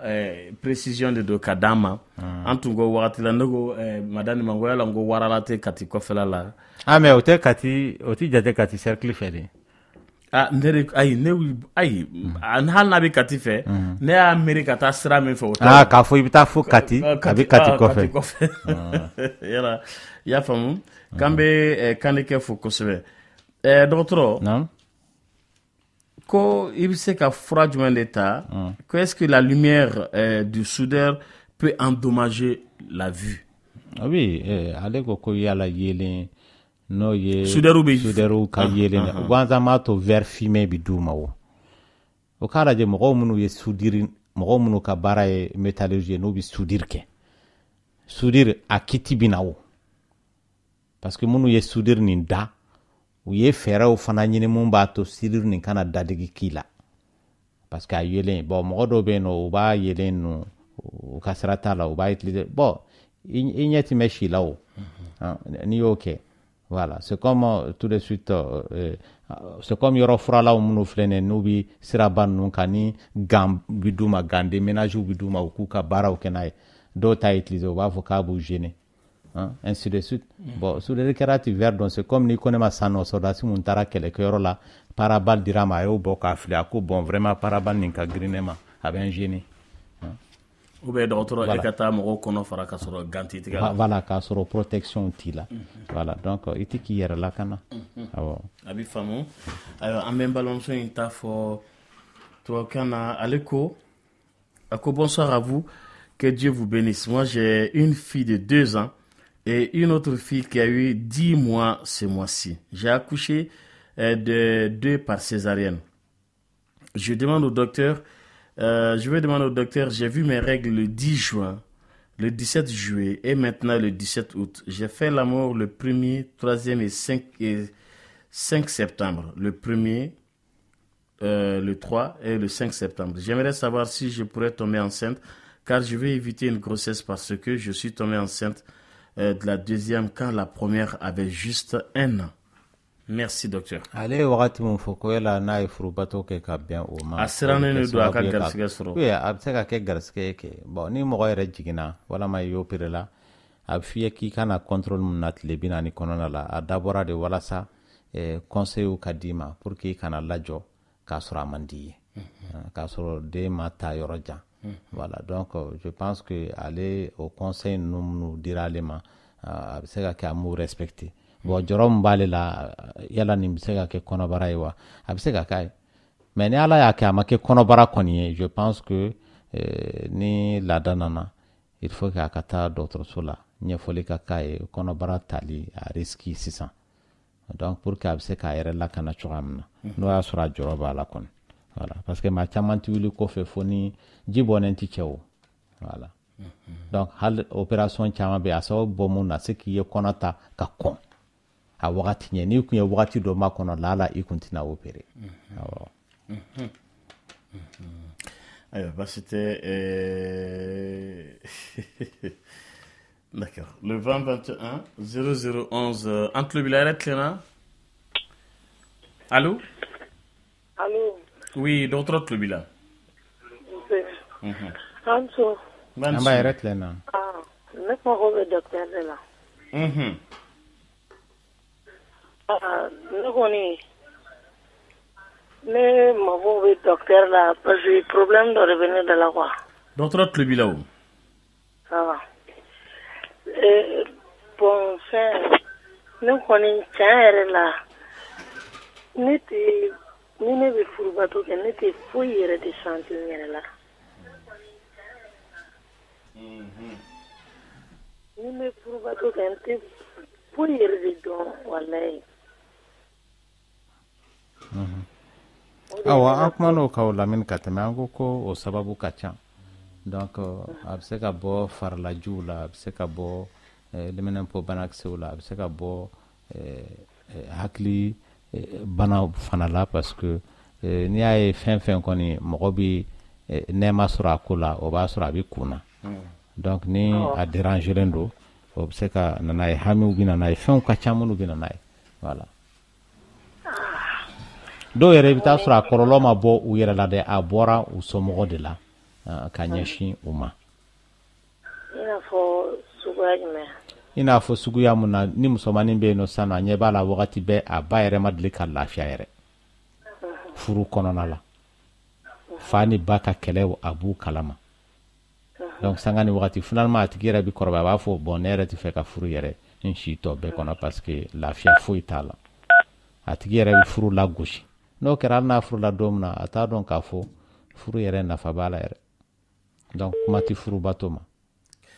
Ale famuna docteur kuma laban ye min ye ko le manque d'oestrogène peut provoquer la fracture chez la femme. Est-ce que tu peux en dire plus?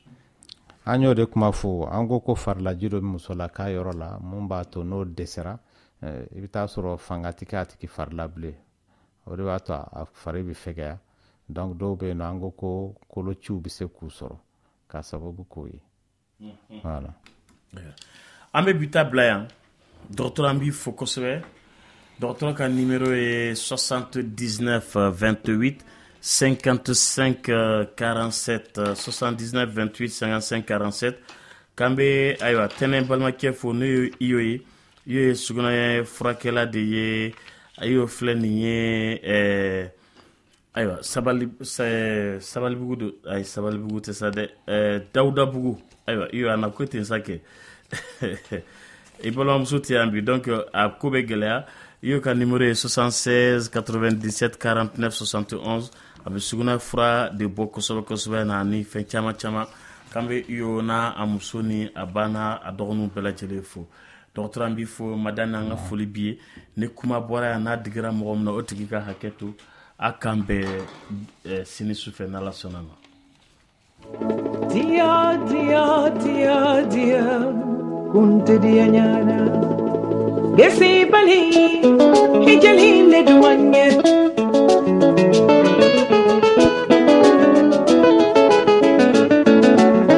nani bali aja hijali le duanye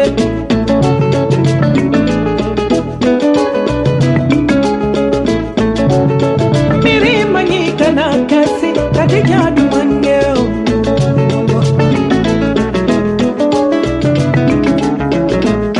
Delegate bambolo, delegate banyomate banna, hajakana. Usolante bambolo, usolan casa dumate banna, hajabano. Bongalire te bambolo, bongalire casa dumate banna, jidakono. Sambara te bambolo, talongere mate banna, hajabano. Dupir te bambolo,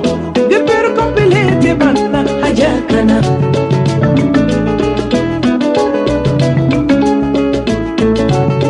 Binani ni sanloro Madiana musundu ne sambinani ni sanloro Madiana musundu ne sila konkora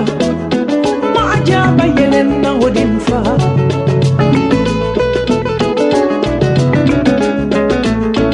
usulante babara usulante sadumate banna ajabara bongolire te baboro bongolire kasadumate banna jidako Sambate babolo, talongena mate banna ajabu. Alors ça va? On en fili mama la dia kacha. Alors ça va? On en fili mama la dia kacha. Solomon.